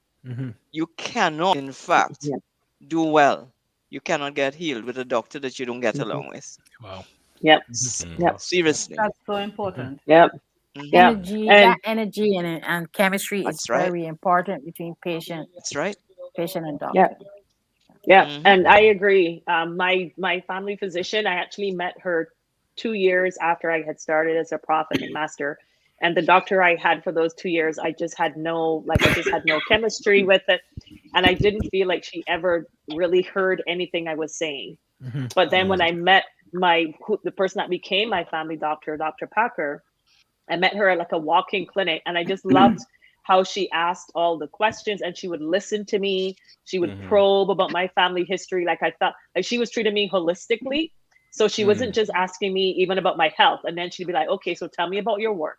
What do you do? Is it stressful? Like she was literally interested in me as the person. Mhm. And I said, oh my goodness, are you taking new patients? Can I be your patient? And because it was a community clinic, she wasn't allowed to take me as her patient. She said, you have to wait. You have to either stop coming to this community clinic or wait 6 months. So I said, okay, fine. And I just stopped going to that clinic so that as soon as the 6 months was up, I applied to be one of her patients and switched. And she and I literally have become friends. Wow. And, as I said, so that when I got my diagnosis, she was genuinely in pain. Like she genuinely was distraught because she treated me as a scientist as well. She would give me the literature. She would tell me the facts. She literally treated me holistically. And so I would say any person listening who does not have a doctor that they feel listens to them and understands them, if you're not sick yet, find a new doctor now so that if you ever end up sick, you have someone that really, really knows you, and not just about your health, but about where you work and what stresses you out at work and what's contributing to your health. That's right. So right. my But doctor, I want to interject. I want to come in too. So go ahead, Nicole. I'll come in after you. It's okay, Betty. Go ahead. I'll drop in Oh. after. Okay, no, I wanted to say that when I got my diagnosis and I found out, and I went to see Dr. Lewis, the breast surgeon, for the biopsy. The process was kind of easy, as most of us here would know. But when I got it the next day and I saw the bruising from the, how they inject, to pull, whatever, so on and so forth, I went into a state of shock. Wow. Because again, my skin is a little lighter than some people, so obviously the bruising was pronounced, as we would say. And so that's when I knew like, even if I didn't have it all 100 in my head, Betty, something is going on for sure. When the next day after the biopsy, when I saw the bruising on my breast, I was like, okay, Betty, this is real. It's real. It's happening.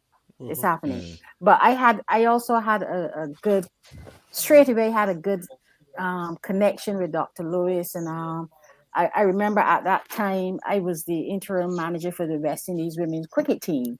And so he was like, so Betty, what do you do? And I told him, he's like, wow. So and he loved cricket. So we talked a lot about cricket, and he made my experience, even, all different things I did. He just made it easy, and we connected. And then he said to me, Betty, I know I just met you, but if I could just have 5 more patients like you, I would think that you know what I mean? And because he told me, listen, I have patients, no names, of course. He said, but I have patients who are younger than you, and they, they're in denial. They're not at that place where I would want them to be, that kind of thing. And he wished that they would have been able to understand what is going on, this process, and that kind of thing.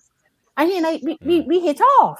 So by the time we got to the surgery, I was like, hey, buddy, what's up? Let's go.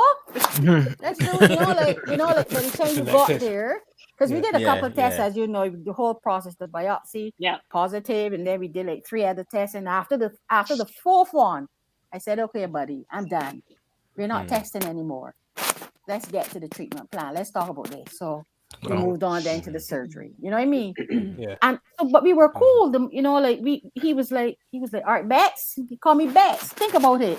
All right, Bets. The morning of the surgery, he came up to me and said, Bets, you ready? I said, absolutely. And and that kind of thing. So I'm saying all that to say it is very important to have that kind of confidence and trust and that kind of relationship with your daughter, because you're really putting your life in this person's hand. Absolutely. Absolutely. You know, so that you up here has to be correct. Mm. You know, that kind of You can come back to kind that, of, Judy. yeah. Nicole, then Dahlia, I really wanted Yeah. to hear your experience with your doctor also. But Nicole, you want to say something on that? Well, Yeah, I wanted to just jump in and speak about the language and there are language barriers many times in the clinician space. So again, it's always important. And I'll tell you this, the other thing besides language is the cultural relevance. And so that's why I've spent my life journey inside of the Miss Profit brand, creating education and looking at the education from the cultural relevance perspective. Because many times we miss out on that opportunity to be appropriately educated, to be appropriately treated, to have things that are relevant to us. And Juliet, you will understand what I'm talking about. So I'd love to connect with you actually and work with you on some of the things that I've already been working in. And Dahlia, I want to talk to you too. So thanks for this really nice space and opportunity, because one of the things that I've spent my time doing, and people probably don't know what I'm doing because it's like, what she's been doing? But I have been looking at the relevance of breast cancer and breast health education in the cultural spaces that are missed. The education that is given out there in the public domain is not always relevant to us. To people who look like us, to people who have cultural backgrounds. Love that. Love that. So my work has been over the last 2 decades, and particularly that's why I've aligned myself with academic spaces, universities, organizations where I can really create very meaningful products and solutions so that it doesn't come across without the knowledge and the research. But I've been sitting in the trenches, supporting a woman with a bra fitting, supporting a woman with a mastectomy fitting, supporting a girl, supporting a husband, supporting a family, supporting a workforce, supporting an employer. And I understand the gaps. I've seen the gaps. I've lived inside of those gaps. And I've been working very, very assiduously in putting those gaps, filling those gaps with the appropriate education. So we have over 15 tools that I've designed. And it's important to get it into the places that deserve it, including doctors' offices, medical centers, and clinics. So the language is important, and that language barrier is what also prevents people from doing things like having early diagnostics or appreciating that it's a cultural situation, or it's an ethnicity situation. So I'm here for this, and I'm here for the education specifically. Thank you very much. Fabulous. Okay, Nicole, for sure. Let's touch base, because that's the kind of work that I'm doing with the Olive Branch of Hope. We've got a whole bunch of ideas. One of the things we wanted to do was even a mobile app for women with a list of questions they should ask every doctor that when they go. So like all these are things that we've been working. I'm interrupting you. I created that tool in 2009. It's called the Treatment Companion. It exists. And so we can talk about collaboration. I'm open to viable collaborations. This is the living room. This is the living room. This is happening live and direct right here. Exactly. Specific cultures and locations. Margaret, we're going to put that stuff in our page. Yes, we're going to put that on our page again.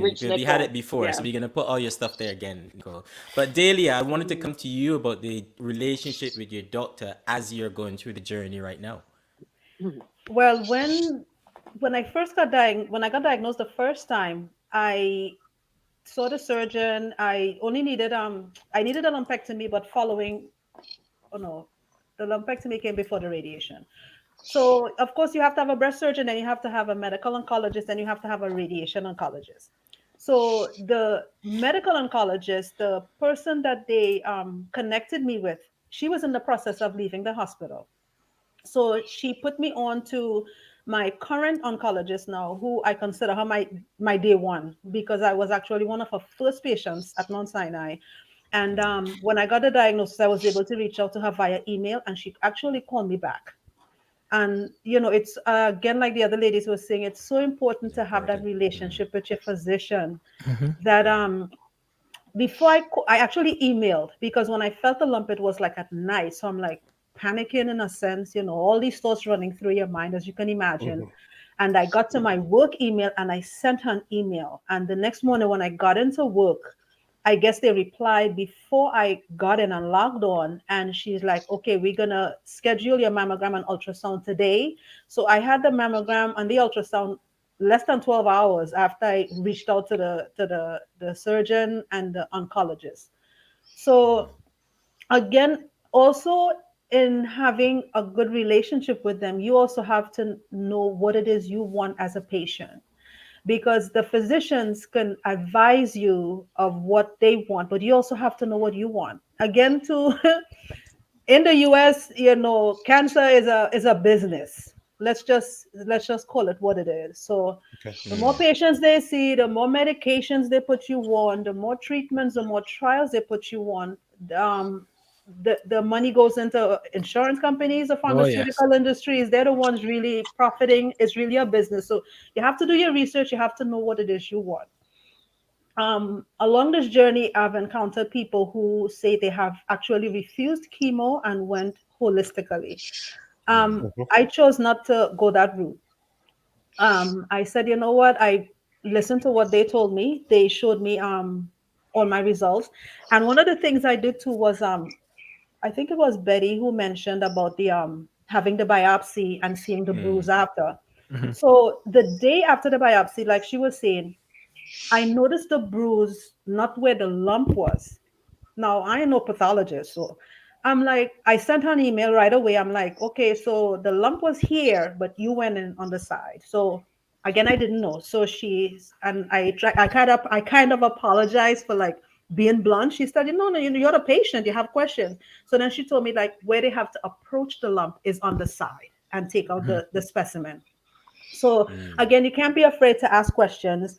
It may seem silly. You don't have to feel intimidated or whatever. But again, you have to know what you want. So when I told the surgeon, I said, listen, this is the second time it's come back. Now it's come back in the other breast. You're telling me I have a different form of cancer. I want them out. And she's telling me, okay, so we can do the treatment and it's going to shrink the tumor, yada, yada. I say, okay, yeah, but at the end of the day, I want them out. So then she said, okay, well, then you won't need radiation and all that stuff. You're just going to have the chemo and then, the mastectomy / reconstruction if it gets to that point. But one of the things too, I had to understand, again, having to do the research, is that if you decide to have a lumpectomy, you still have breast tissue. So there's going to be tissue for them to ultrasound and to mammogram. Now, when you have a mastectomy, you no longer have that breast tissue. If they do a reconstruction or if you chose to forego the reconstruction, there's no longer any breast tissue for them to examine and to biopsy. About, well, how are they going to test me? I can't have any more mammograms. There's no more breast tissue. So now they said, okay, maybe they can do like a PET scan a year. You may have to be more diligent with your self-care. Any unusual, maybe bleeding or whatever, because again, cancer can come back in any other part of the body. You have to be in tune with your body. So all of these things is what's in my head now as I think about proceeding with the mastectomy. And they understood that. Like I told them, she said, okay, so if you're doing this, then we don't need to go this route. So, but you're still working with them. You're asking them what are the risks, the benefits, and the options. I mean, these are the things that physicians always discuss with you, your risk, benefits, and options of whatever you decide to do versus what they're advising you to do. So for me, it's been, again, my oncologist, I have a very good relationship with her because I see her more than I see the breast surgeon. The breast surgeon is really, you go in, they tell you, okay, you have this, you need surgery. So with the oncologist, I have a very good relationship. The radiation oncologist, I didn't have to see her this time, but I see her in the hospital as a patient in our department, and I see her around the hospital, and she knows me so well. So I remember when I went in for my first treatment, I couldn't find the area, and I got lost.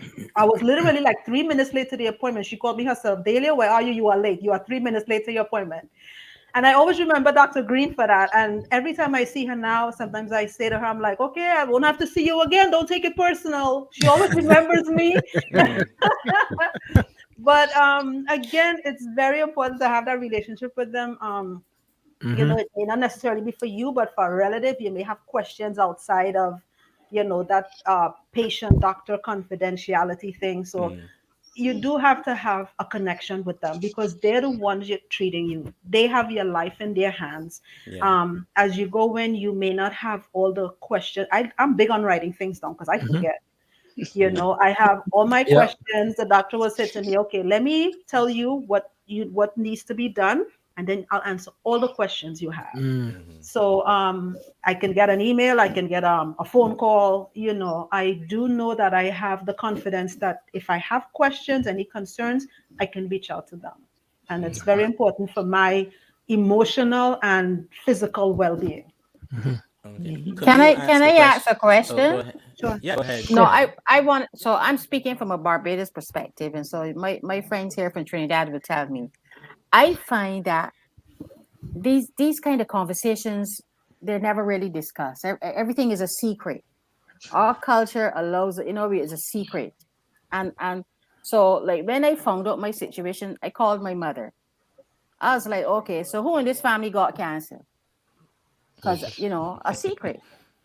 So I said, I can't just get one morning and turn it with cancer. Tell me who in this family got cancer. My mom started to roll off. Well, you know, this body and I say, you got to be kidding me. Like, you know, so and I remember going to like maybe 4 or 5 of these funerals, that the names that she's calling, and I'm like, but you know, you go to the funeral, but you never know what they died of. It's a secret. All right. Yeah. You know, and I find that I find that we don't open enough. We don't open up, you know, and talk. And I'm glad that I'm living. Absolutely. So in a sense, I'm glad that we're living in an era now where we can just come and have these conversations and talk, because people have all these things were always under the carpet. You see a neighbor, she start to get small, she lose weight, and then one day she died. Nobody says nothing. So even if it was a case to give support, if it was a case to even maybe, you know, like how you could help, or you never had that chance to do that because we don't discuss. I have cousins ahead of me who had breast cancer that died. I didn't know what she died. I was at the funeral, but I didn't know what she died from. I have 2 great aunts that died. I was at the funeral. I didn't know what they died from. It's only when I start probing Carter, my children, and asking some probing questions that I was able to get a little insight, you know what I mean, of like who in my family had, you know, where we are going with this and stuff like that. And I think that we have to really come up from under that wood or that tree where we're raised and talk. Yeah, true. Talk. People don't talk about very private hysterectomy. people in the Caribbean. Very private. And it's a Caribbean. Overly so I want to know about Trinidad, but I know from Barbados for sure. Yeah. We don't talk about these things. We don't talk about hysterectomy. You know, like, It's not the Barbadian and other cultural with this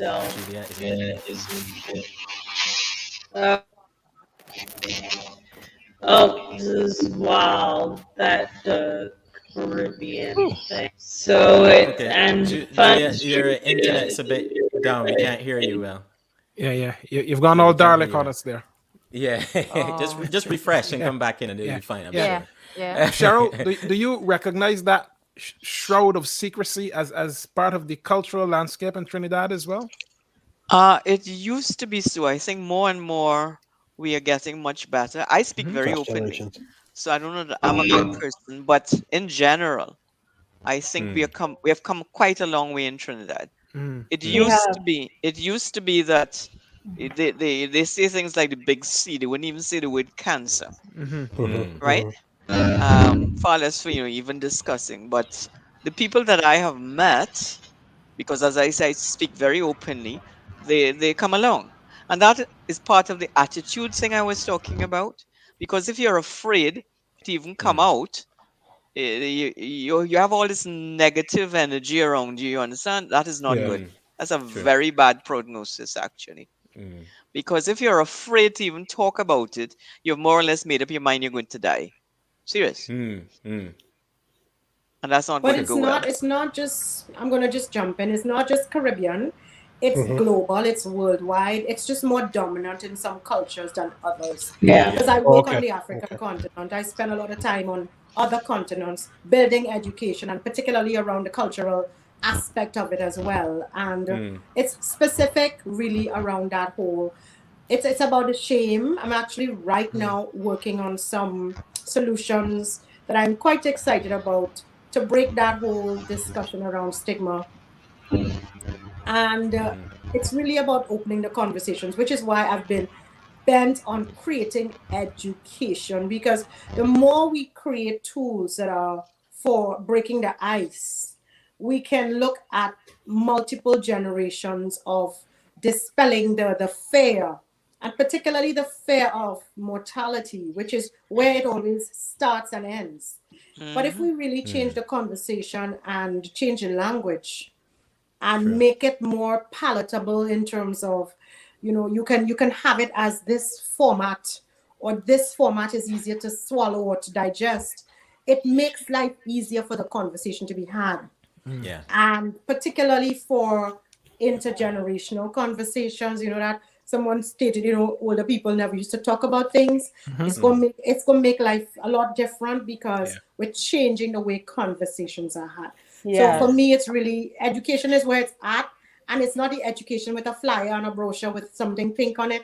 It's deeper, and it's more centric to where are we in our lives and our journeys, and where are we geographically, and where are we developmentally. So that's where my focus is, because it really, really has to be about the education. Yeah. Tremendous. But it See, feels as well. one of the Sorry, go ahead, Julia. things, one of the things with cancer is that people automatically used to assume that when they hear the word cancer, it's a death diagnosis. Okay. Yep. And Yep. so especially with long ago, like well, As in Camille the said. Caribbean culture, like a lot of people, they won't go to the doctor. There was no preventative, really, preventative medicine. They would go to the doctor as a last resort if they get sick, they're feeling bad, or my sugar off, my pressure high. They say, okay, now I have to watch what I'm eating. Yeah, that's all well and good, but sometimes you still have to go to the doctor. So there was a stigma attached with the word cancer that it automatically assumes it's a death sentence. So that's why sometimes I believe, like, when people got sick, they didn't want to make it public knowledge. You know what I mean? But now thank God for 2021 and the era that we live in, having cancer doesn't mean you're necessarily gonna die. We're all gonna die of something at some point. But the prognosis is excellent. And because of preventative medicine, you can go and get your mammograms, you can go and have your PSA screenings, you can go and get your ultrasounds, you go and get your cholesterol check, you go and get your high blood pressure, you get your blood pressure check, and the prognosis is actually great. Like for my particular instance, like the first cancer, because I was doing my mammograms routinely, that cancer was caught, it was barely a stage 1. There was no lump to feel. It was just this little spot that was just actually sitting in the milk duct. And that's why I had such a great prognosis. I did all the treatment. Now, who knows in the great scheme of things why I'm here today with a second diagnosis? I don't know. All I know is I have decided that I'm going to live. Yeah. That it's cancer. It doesn't have me. And there's so much treatment available. And it all starts with your attitude. I need to talk to Cheryl because I think I want to do this happiness coach business too. Not just for people. No, Not just but for it people. feels. But I want early to do it for myself. I mean, early diagnosis is key. And I'll tell that to anybody. Like, so many women I know personally never had a mammogram. I'm like, are you kidding me? Yep. Why Yep. not? And Yep. even in the health field, sometimes doctors, patients, people who work in the health field are the worst, because they are the ones who will not do any mammograms. They won't go and get any regular checkups. I'm like, how could you not? You don't know what could be brewing inside of you. You know what I mean? And it's best if you get something early, you can attack it early. Your prognosis will be great. You can't. It just doesn't make any sense to me. And I wanted to ask Juliet real quick. Like, for me, I had, she mentioned about, I think I wrote it down because sometimes this chemo brain forget it. Yeah, she mentioned about our link with as African American and the ancestral gene component. So I was wondering, like, do we still need to get this BRCA gene testing? I was just wondering. I'm curious if we still need to get it. We still need to, right? Yes. Okay. Things that we're doing, if we could find some prevalent Juliet, we in still the got the same issue with your pods. You might need Yeah. to just really. reconnect them. So refresh and then reconnect them to the screen. I know you charged them just now, but just you can go out, right, reconnect and then recharge them. Okay, so Juliet's going to come back to that point there. But one of the things, Camille asked a question earlier about whether or not certain treatments are available on insurance and what's not. And I wondered, maybe Cheryl, Nicole, and you guys can say from a Caribbean perspective, do you find costs prohibitive to treatment in many women across the region? Is there an issue there? Yes and no. In Trinidad, we have come a long way so that the government provides through the National Radiotherapy Center, it's called, but they do more than just radiotherapy, for all citizens free of charge, right? Chemotherapy, radiotherapy, and stuff like that, and now even surgery. I did because I am so difficult. I chose to do my surgeries privately, and that was at great cost. In addition to that, nobody will insure me because of my medical history, so that came out of my pocket. However, I did my chemotherapy and radiotherapy through the government program, so that was free of charge, right? The prosthesis in Trinidad, we do not yet have, as far as I know, anyhow, any government support. I know in other islands, right? In fact, that is part of the government program, and prostheses are expensive. So that's why I said yes or no. It depends. Yeah, that's in Trinidad. So I'll just jump in and I'll say not in all the islands, Cheryl. And yes, it's prohibitive. If you go to my YouTube channel, you will see where in 2017, I would have led a conversation for the United Nations, for the UNDP. And the title is The Cost, and the Costs.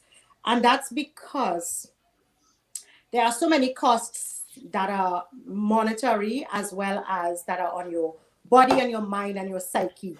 And that actually was a presentation I did as a request of the government. Well, not the government, but an organization inside of St. Lucia that is of government and private sector, public-private sector, through the UNDP. And that was December 2019. So if you go to my YouTube channel, it actually gives a lot of information around the cost and the costs, and particularly what are some of the challenges. And yes, it is costly.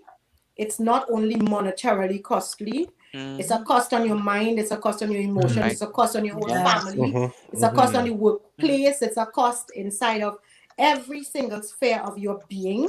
And so, particularly in terms of access to things like paying for chemo per dose, it's expensive in a lot of islands. And of course, it has to be taken up by the patient. There's no subsidy. Trinidad and Tobago is very, very, very, very fortunate.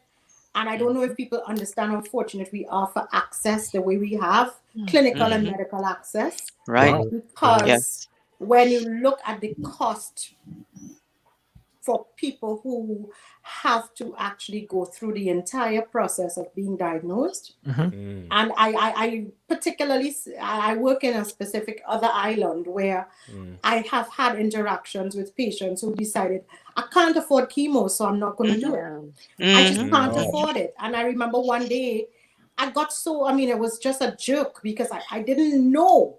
Because I'd taken it for granted. This was many, many years ago. I just took it for granted that all the islands had the same facilities and amenities and benefits. And a particular island where I do have an office, I was actually speaking to the patient and she said to me, I just can't do the chemo. I'm not going to do it. And I said, well, let's just try to see how we can help. So I had to again get a conversation going with the oncologist and get some support for her. And there was the ability to get a bit of support. But again, she would have had to afford it with her, with her own funds. And she was from a low-income community, and she wasn't really not that well employed for gainful, ability to pay. So it was costly. And insurance let's just talk a little bit about insurance. Insurance in the region is still denying a lot of opportunities for women. And I have been advocating. I've gotten in some trouble because I don't shut up. And I've gotten to the point of having to challenge some of the ways that some of the claims are addressed, because of the fact that it's not a cosmetic action for a woman to decide that her left breast is in the way on a morning and she gets up and she wants it removed. It's definitely not. So I've had to challenge sometimes on behalf of the patient, of the client, and become the voice and the advocate for, are you going to accept this insurance? And this is how it's done. And this is how the patient navigation has to happen. And so, again, now, a lot of insurance companies are honoring claims. And I'm happy to say that. And I am really, really very convinced that, it's that place of understanding now and sensitivity around the fact that it's also a patient's right. But for many years, it didn't exist. And it was a challenge for women to navigate the financial aspect of their post-operative, even their operative, pre- and post-operative needs. So, again, that's part of the education. I'm not giving up. I am not giving up, because there's so much to put into the public domain. All right, let's see if we can get Juliet back in there. Juliet, are you back with us? I hope so. Oh, now you wanted to speak to something specifically. No, yeah, I was actually, so when you couldn't hear me, I was actually going to say exactly what Nicole said. Nicole and Dahlia said about how it's a stigma in the past, and that's why folks, they think of it as a death sentence when you're diagnosed. And, we want to raise awareness that it's not if you get diagnosed early. So if you can put that figure up, I can link the stigma to what's happening. There you go. So this is a figure that I use in many of my cancer awareness talks. And what this graph shows is breast cancer incidence on the left graph and breast cancer mortality rates on the right. And the green line is the incidence in white women, which you've noticed has always been significantly higher than any other ethnic race. And right below that in blue is the incidence in Black women, which has steadily been increasing over the decades. When you flip them.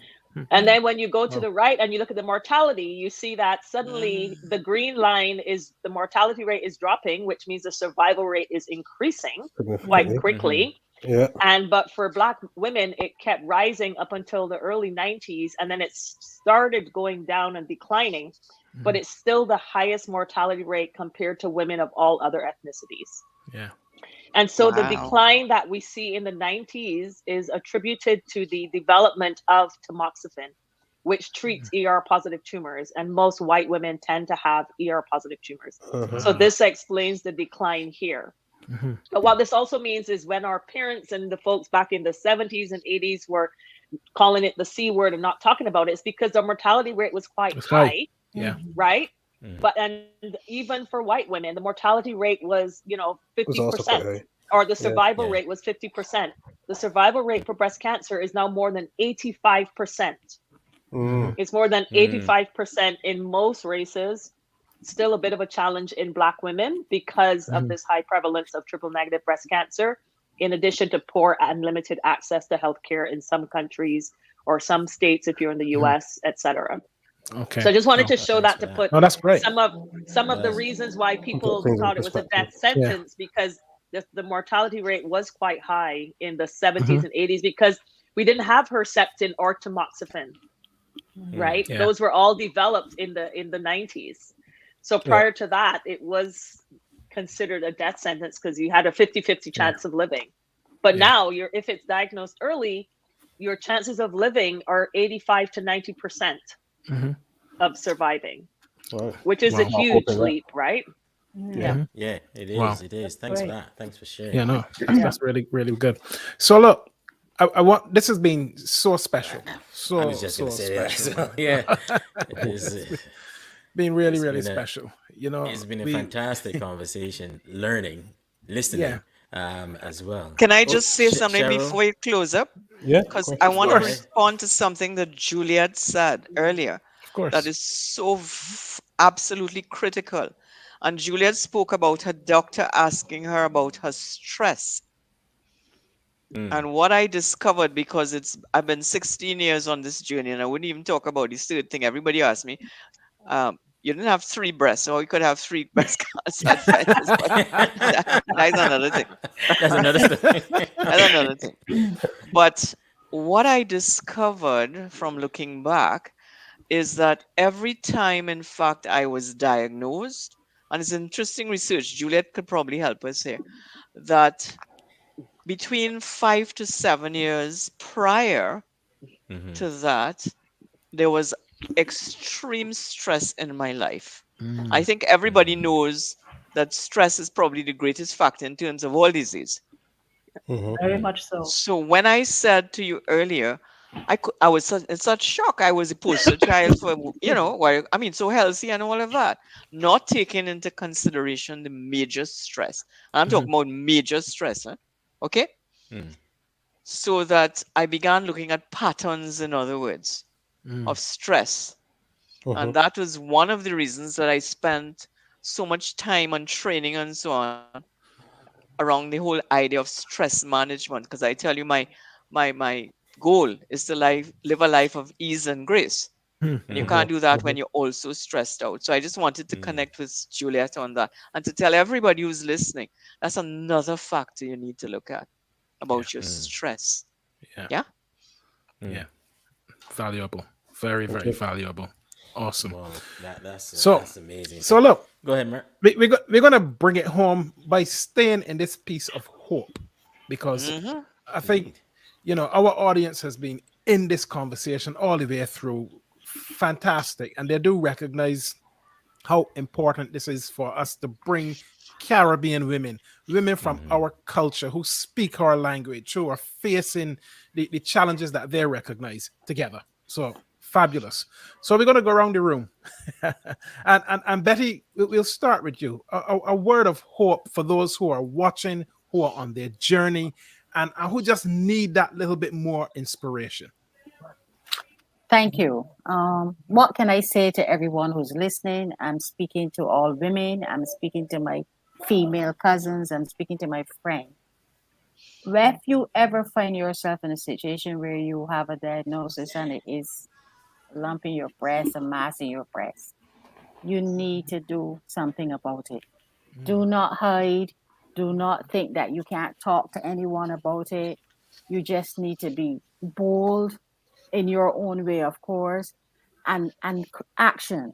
If your doctor says to you, it is best that we remove the breast, remove the breast. If he thinks that the lump can go, remove the lump. But don't ever take away that chance of you taking away your life from you, because, like I said, I chose life, and I would want you to choose life.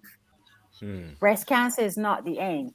This is not the end. It's again, this is something that happens to us along our journey of life, right? And I believe that it happens to people like me who are strong and who can say to others, come on, come and let me hug you, come and let me talk you through it. And that's why I got myself all involved in these whole conversations and so on, because I believe that there's something there that I can say to someone in terms of being supportive. You can do it. Make it happen. Make it happen. Don't be scared. Because remember, you're not the first and you will not be the last. So you have to embrace what is on your plate and fix it. Deal with it. Fabulous. So much, Fabulous. Betty. Thank you so much, And Betty. our happiness coach, Cheryl.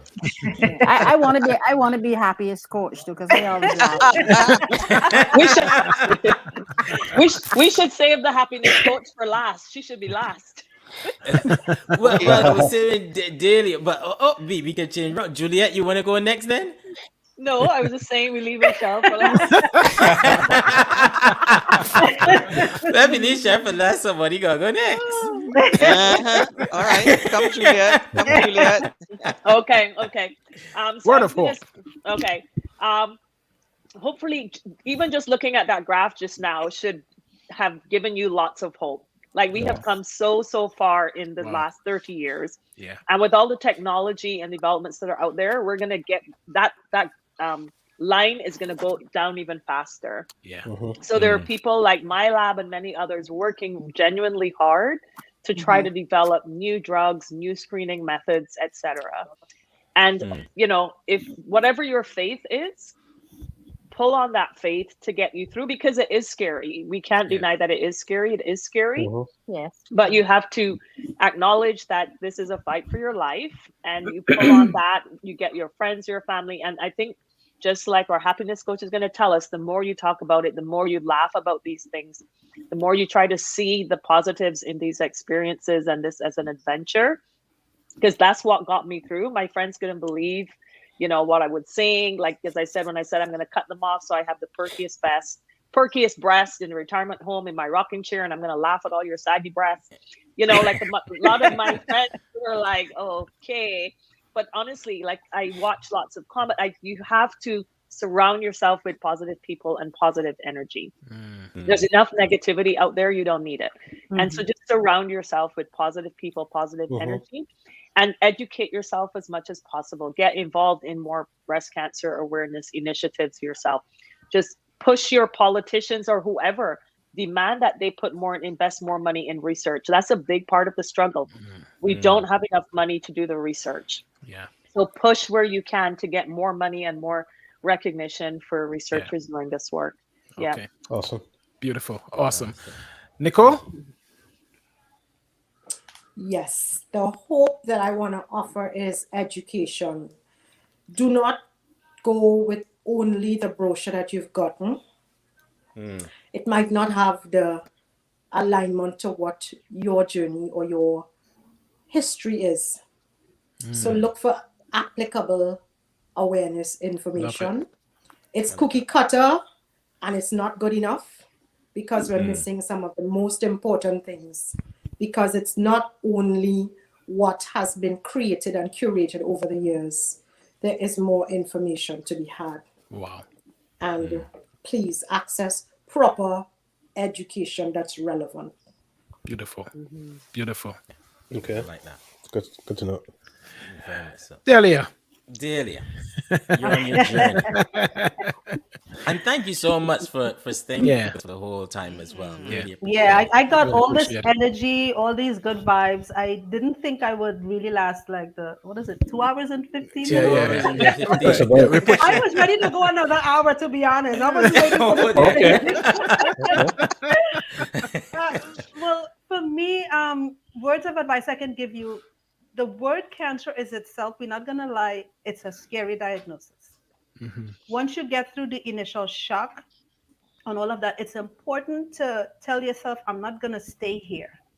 There is a life to be had. There is life to live. There is life beyond cancer. It's important to surround yourself with positive people, because there are people who can drain your energy. You know what I mean? There are so many naysayers that they may mean well, yes, but they just don't know what to say. A quick story, like again, I had mentioned earlier that I had started dating, and I went on one date, and then when I got a diagnosis, I felt the responsibility to tell this person. I didn't really owe anything. We were planning a second date, and the first words out of his mouth, I kid you not, I guess he was in shock. He said, my condolences. I said, excuse me? I said, I ain't dead yet. Wow.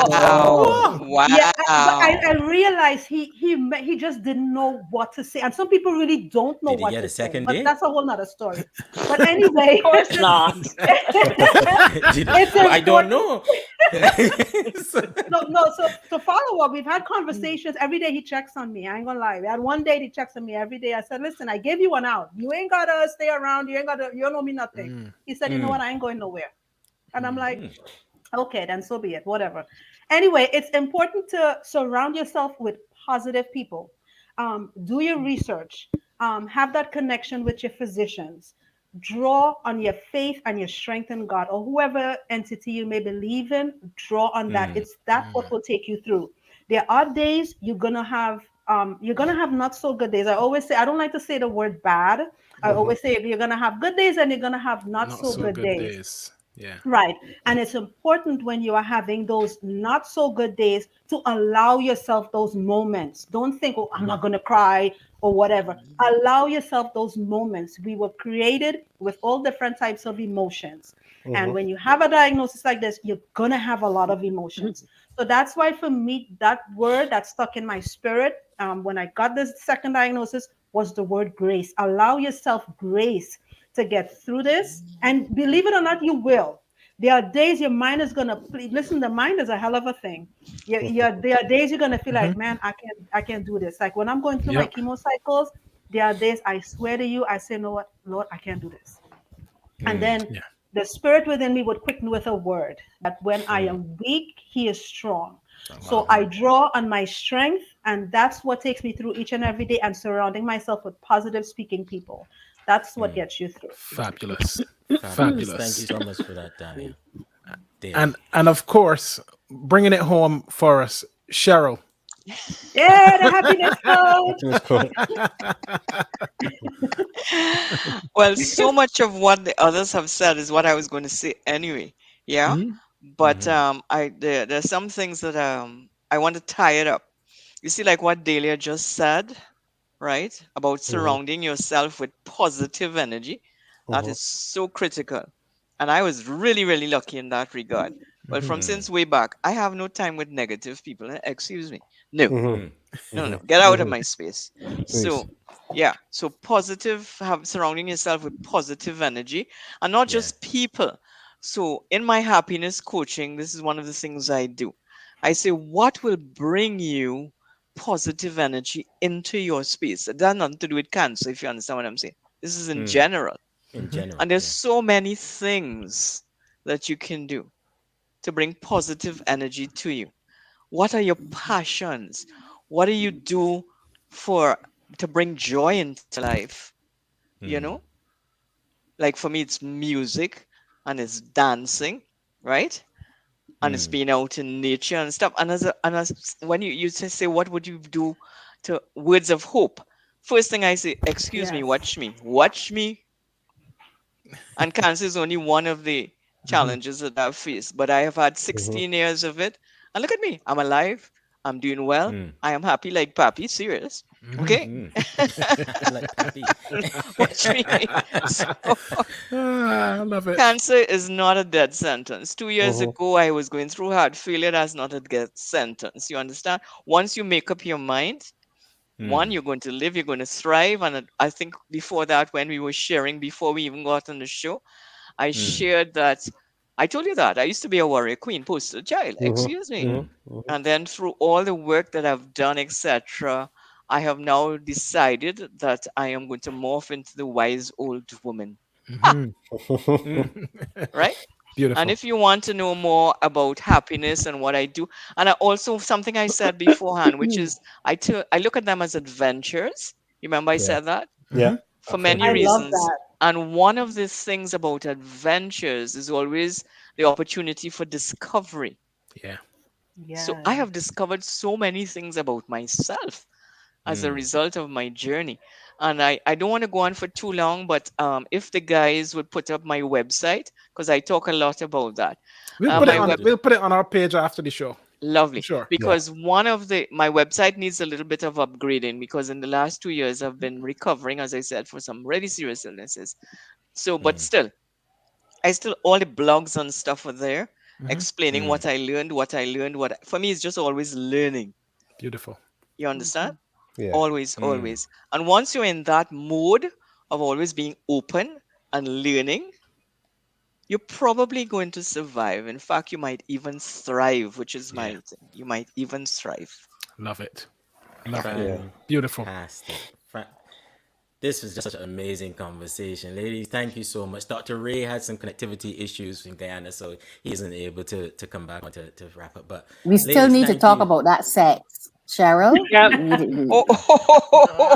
You know, when the guys we stopped. attempted to go there, but we didn't. Well, we didn't I get had a there. question, but I was having to ask a question, We but have time to have got a away. part two. We have to Time have a got- part You two. know, well, part first of all, Yes, I Yeah, agree part to two. that. We need a part, Part two. two. We'll start with I Yeah. had a question Because we regarding even that, but even you just know, now the comment. when the guys stopped sweating, because all of them was sweating. but you catch us off guard because what we were hoping then is that one of y'all ladies pick up that conversation and keep going. I don't.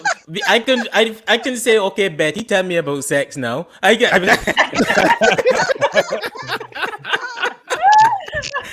do that. Just So I would was not be right. waiting for one of y'all to pick it up and go with it, right? But then. But part two, we Oh, can wow. make sure we talk about that. Yeah. Somebody said we should And bring y'all also, back at the end of the month. guys, Absolutely. in part two, I really, really want you all to concentrate on the men around us. Yes, Yeah. yes, Okay. Yeah. yes. We Yeah, didn't talk because about that someone this time just around. put in I the agree. someone just made a comment as well, which I forgot to talk about, is that the men should, if you're in a relationship, that Yes. person should also be really well acquainted with your breast, because Yes. sometimes it's your partner that finds the lump. Yes. So Actually, one of our guests as in you said, last part year, two. actually, that was the case. Actually, Mentioned that. Yeah. from Guyana, Yeah. said that it was actually Caribbean men are her breast husband. specialists. They will find the lumps. Yeah. That's true. They are breast specialists. You're right. Yes, you're right. I confess. Okay. Yeah, mouth open, Hey, story Marcia. jump out, right? Congrats. I This love has it, really Cheryl. been I a really do. wonderful evening. Oh, Yeah. my mother-in-law did just Men- know men when have I to said learn. confess. Oh dear, she said she heard that. And you know what? We Uh-huh. actually enjoyed ourselves, even though we didn't have wine and snacks. You Don't worry We about had know, a great Don't worry about it. I was conversation. hoping Don't y'all worry forgot about that. I want to Oh no, we don't forget about we didn't wine. forget. We We don't didn't ever forget. forget about wine. I want to put in a quick plug here. Cheryl serves the best wine and snacks, and I could attest to that, which is part of our happiness journey when I pop by her house. Yes. So Yes. Okay. So we know who we going at when we go We know Trinidad. exactly. We Exactly. know we know That's house why we I'm going trying at. to chain up some back in there. We coming. We coming. Wait, and cheesecake. Cheesecake. Cheesecake. Ooh, now Yeah. we're talking. Now we're talking. Thank you. Okay. I have Thank a you. friend who makes the best cheesecake in the world. And I have to tell you just very quickly before we go, when I did my first set of chemo and stuff, they tell you mustn't have dairy, you mustn't have alcohol, all that kind of stuff, right? And she insisted she was going to make a cheesecake. I said, but Lauren, I can't eat cheesecake. She said, let me tell you, cheesecake is life. So What? she Wow. I'm not a huge cheesecake fan, but I would eat some.